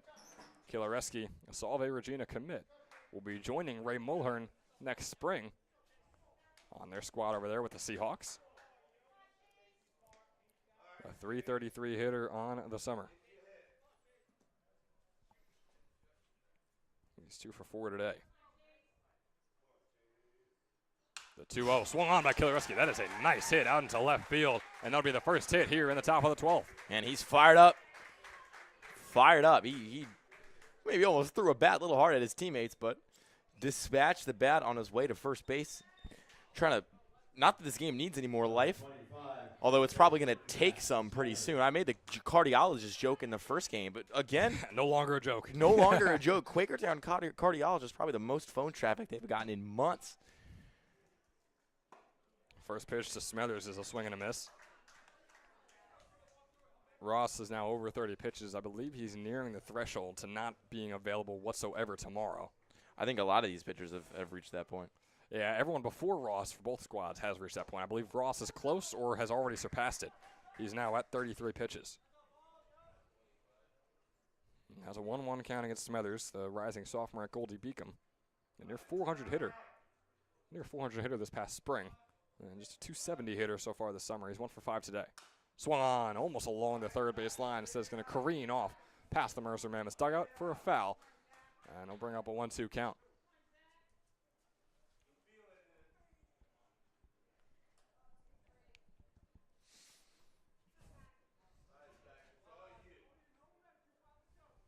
One out on the board. Kilareski on first. Fastball, swing and a miss there. Toss over to second. Can they get him? It's close, and they got him. Tyler Huzzy once again. The double play action. Strikeout, put out.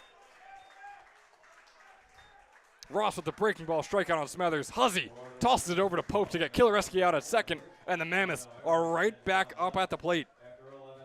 What a game for the Huzz. Tyler Huzzy, have a day. And once again, Sean Heffernan will be our leadoff hitter here in extra innings. Bottom of the 12th. He's on deck right after this.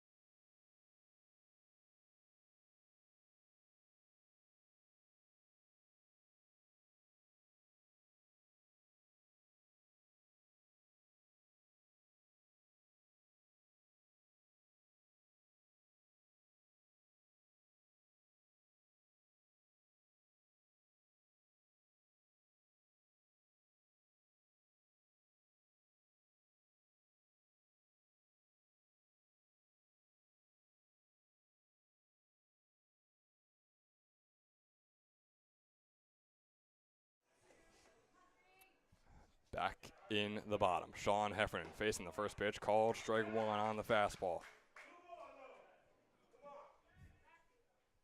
Bottom of the 12th. Being served up to you.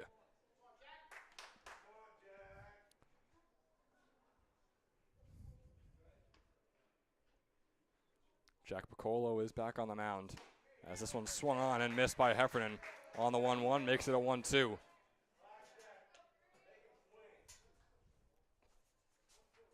Heffernan out there battling.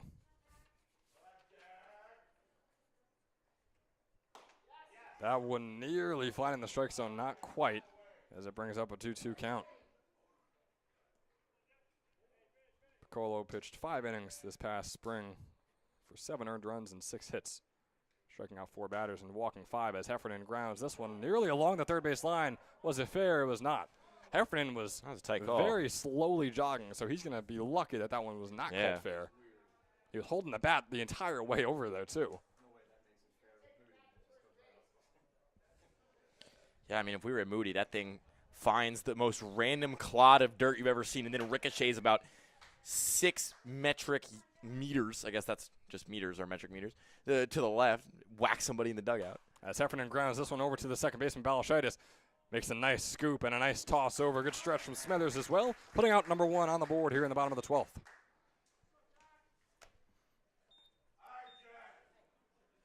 Pocono making quick work of the Mammoths so far here in extras. Number 2, left fielder, Nate Jones.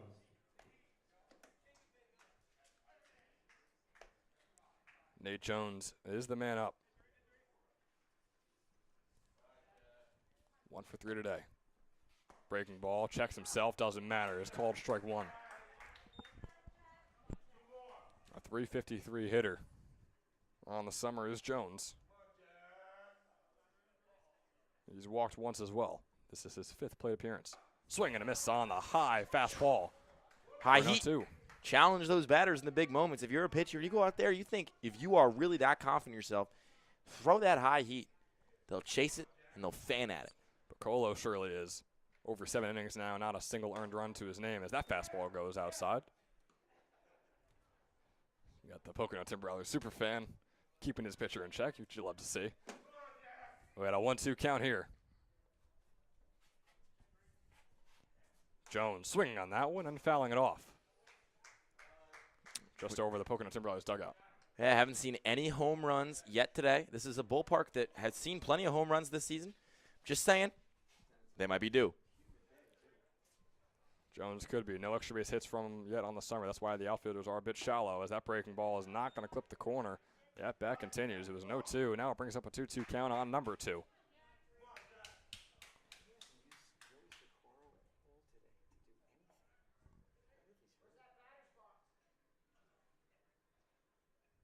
Here's the 2-2 offering.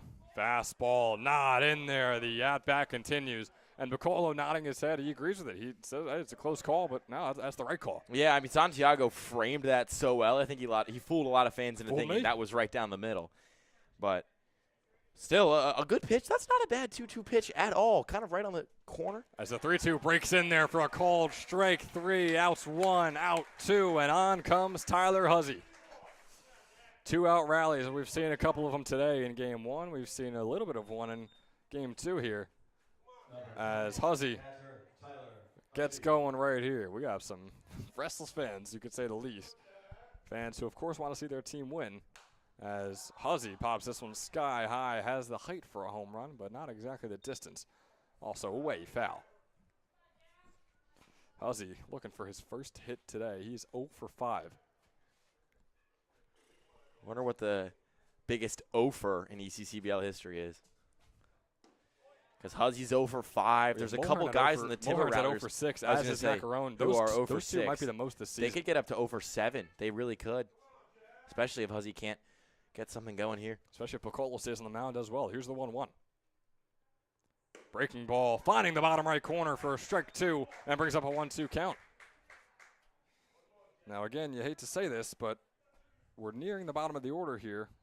8th man up in the 9-man order as that fastball goes outside. The top of the order, I know you said it kind of all blends together now, and there's no rhythm. That's where the All-Stars are, though. But that's where the All-Stars are. Yeah, that's where their best players are. That's where you can imagine the walk-off hitter is probably sitting and resting right now as just hitting a swing and a miss on the fastball from Jack Pocono. 1, 2, 3, move us on to the top of the 13th inning. The longest game in ECCBL history gets a little bit longer. Here in Quakertown, the Mammoths back out in the field. The Pocono Timber Rattlers are back up at the plate when we return. Now, if you're getting a little restless, which is understandable, give you a little bit of a hype up once again. Rock your body. Rock Your Body is coming your way, and we'll be back after it. I wanna dance in the lights. I wanna rock your body. I wanna go for a ride. Hop in the music and rock your body.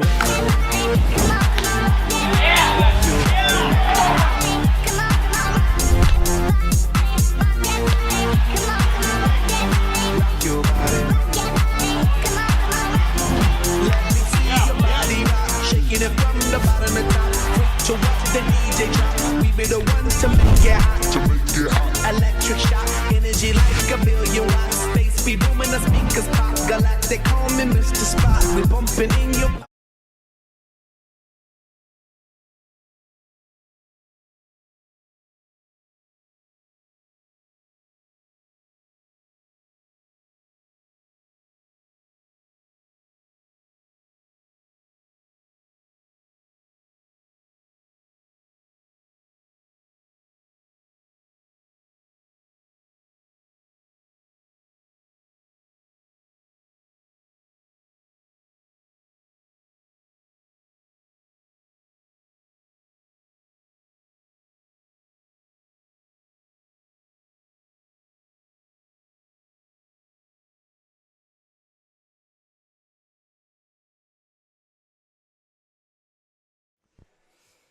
Ladies and gentlemen, all it takes is one swing of the bat. Now, I know that might be a moot point here in the top of the 13th, but it has to be a reminder because this is still a very tense situation. We have seasons on the line here, and you got Anthony Knight in the Pocono Timber Rattlers dugout doing the same thing I'm trying to do to you folks right now, hype you up, because this is a big situation here in Quakertown, Pennsylvania, as the first pitch is going to be fouled off. Graham Ross is back on the mound for the Mercer Mammoths, and Ethan Kaufman is back up at the plate as well. Around and around we go in these lineups like a hamster in a wheel. Nice little change up, finding the strike zone right there for an 0-2 count. Kaufman was a very, very late substitution. Still haven't really seen a bunt attempt or any sort of small ball. As the 0-2 is popped up sky high to Torrin McKenzie, who's racing back towards the wall. Is that one getting over him? No, Torrin McKenzie right in the breadbasket.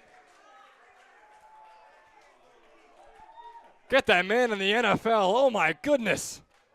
Torrin McKenzie making it look easy. Who are you feeling like, Torrin McKenzie? An over-the-shoulder grab to put out number one on the board here in the top of the 13th inning. Because Torrin why McKenzie. not? Because Yep, why not? Of course. Torrin McKenzie fielding game of his life in the semifinals of the playoffs. He's pulled in like multiple crazy catches because why not? Oh, you think you got an extra base hit right here? Boop, breadbasket. That's what he's talking about. As that fastball is high on Preston Warren. And it's going to be ball one. Torrin McKenzie wants to play ball forever.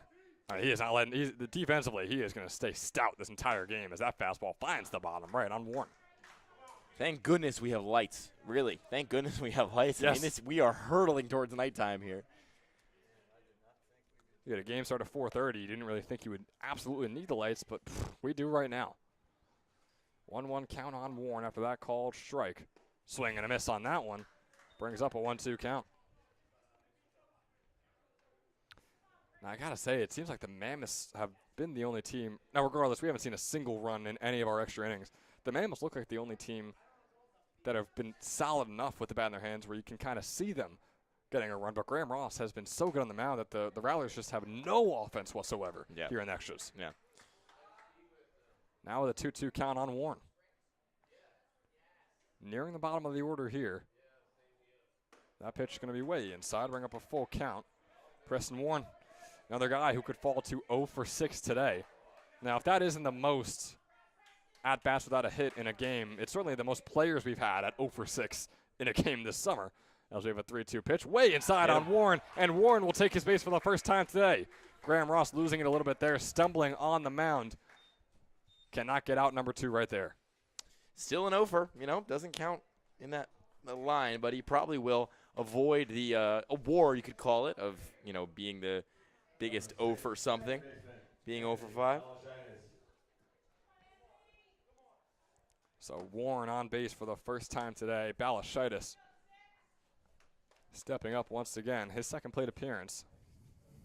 Got a walk in his first.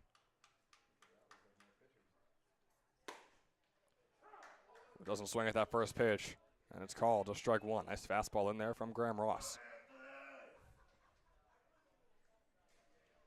The 0-1 offering. Fastball outside. And one other aspect you have to think about in a 13-inning game, which we're in right now, the catchers and the toll that it's possibly taking on their bodies right now. Some of these wild pitches that get away, Huzzy might not be able to get to him like he would have been able to in the 4th or 5th inning. He kind of loses the spring in his step. Mentioned Joey Socorro. He's repped at catcher a lot this year. He's still on the bench, hasn't been used yet. In full uniform as well. In full uniform, so maybe don't think he's hurt. As is Chris Babkowski, which is another name we haven't seen. And he's over there warming up with their new pitcher. Swing and a miss there on the 1-2 count from Balashitis. Puts out number 2 on the board. Graham Ross has been ice cold here in extras. I mean, where has this pitching been all year? This is incredible from the Mercer Mammoths. We know they have a very good pitching staff. It's incredible from both these teams. In a league where the low-scoring games are few and far between, we've played 13 innings of 3-run ball on both sides. Mind you, both these teams got their 3 runs in individual innings. So both these teams have pitched 12 scoreless innings today.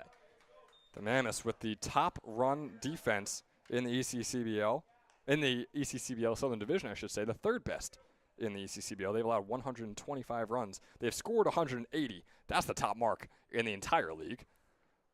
First pitch to Peters was fouled off. Second pitch is in the dirt for a 1-1. Still have Warren on first. Now have 2 outs on the board.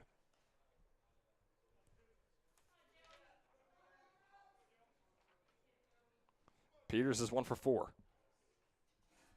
Taking that fastball, letting it go outside. Now for a 2-1 count. Peters 1 for 4 with a walk to his name as well.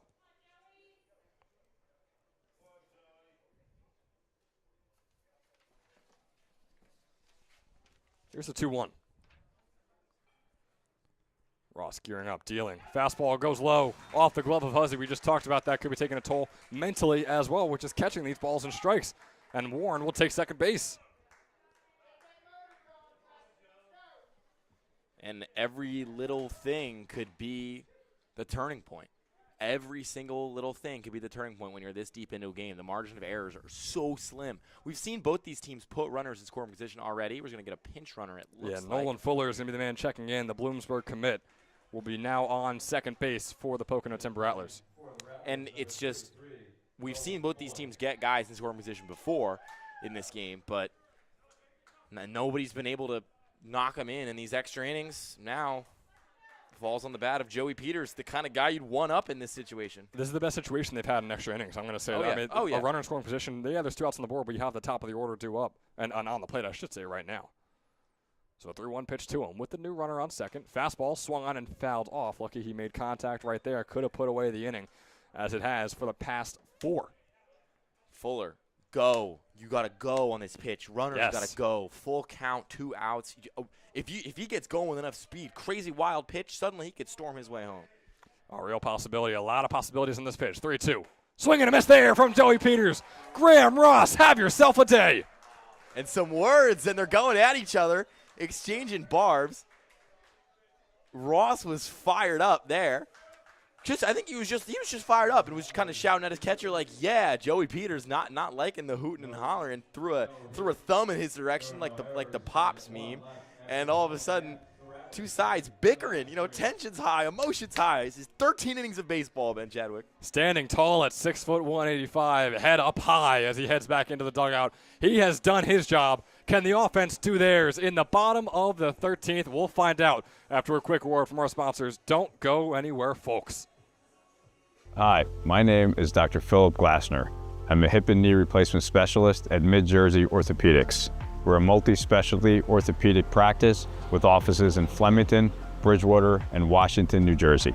We have 18 fellowship-trained specialists to take care of you from your neck down to your toes. We offer conservative management such as bracing, therapy, and injections through surgical interventions as well. Our goal is to keep you active and healthy and get you back in the game. We also offer on-site digital x-ray as well as MRI. We have evening and Saturday morning office hours to assist with convenient appointment times, as well as having walk-in appointments available. Call us or visit our website at midjerseyorthopedics.com so we can help you to live life better.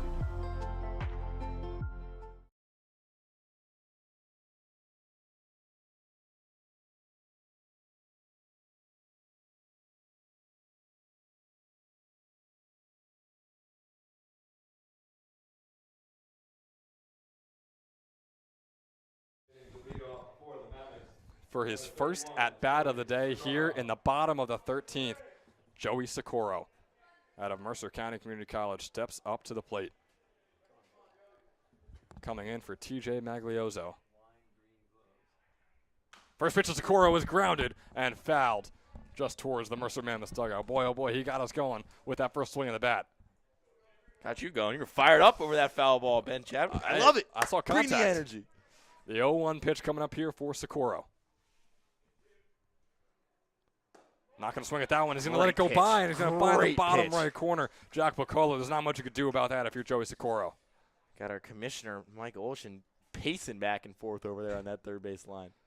That one is not going to be in there. Socorro, good patience on that. Kind of a trapezoidal strike zone we're going with here. The corners in the bottom right and the bottom left seem to be extended. Meanwhile, the top a little narrower. That's the 1-2 coming up for Socorro. Breaking ball high, brings up a 2-2 count. Joey Socorro, a .206 hitter on the summer. A Kings star last year, I might add. Who is now a Mammoth solid hitter. Fastball fouled off. There goes the camera staying put. We're going to see what it looks like after it's all settled down. Settles. Okay. It's still going. It's still waving.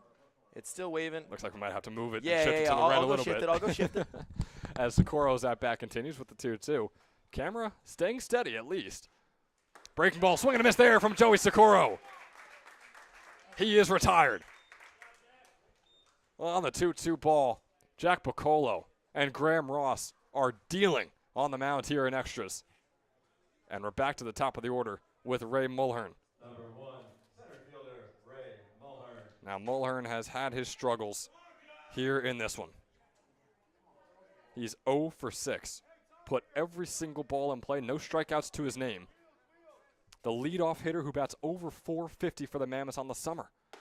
Breaking ball goes high in his first pitch. He lets it fly by for a ball 1. I mean, swinging the bat is clearly not working so far for him tonight. Lay down a bunt, man. Just do something. He's Try quick to enough, poke too. it the other way. He's got team high 11 stolen bases. He is quick enough. 1-0. Swung on. Over to Bowman. Bowman makes the grab. Makes the toss over. Is it there in time? It is not! Ray Mulhern with the first hit of the day and maybe the most important one of the entire game. It was the hop that let him get there. The first baseman, Smethers, was like extended, but as he saw the ball coming on the hop, he brought his glove back. That bought Mulhern just enough time to sneak in there and get on base. Now you got to think he's pinning his ears back. He's going a second. You got to think so. Here we go. I mean, he is the leader in stolen bases, like I just mentioned, for the Mercer Mammoths on the summer. He's only been caught stealing once all year. They're trying to call that a balk after Pocono just drops the ball on the mound there. We've seen that called balk before, but it doesn't look like they're going to get the call to that. Would have given Mulhern the automatic second base, although he might be taking second. Yeah, Will Burkaw, who was our ECCBL stolen bases leader last summer, coaching him over there on first base. Here is the first pitch coming up for Pope. He's 2 for 6 today. Off goes Mulhern. No, he'll stay back. And the ball is high for a ball 1.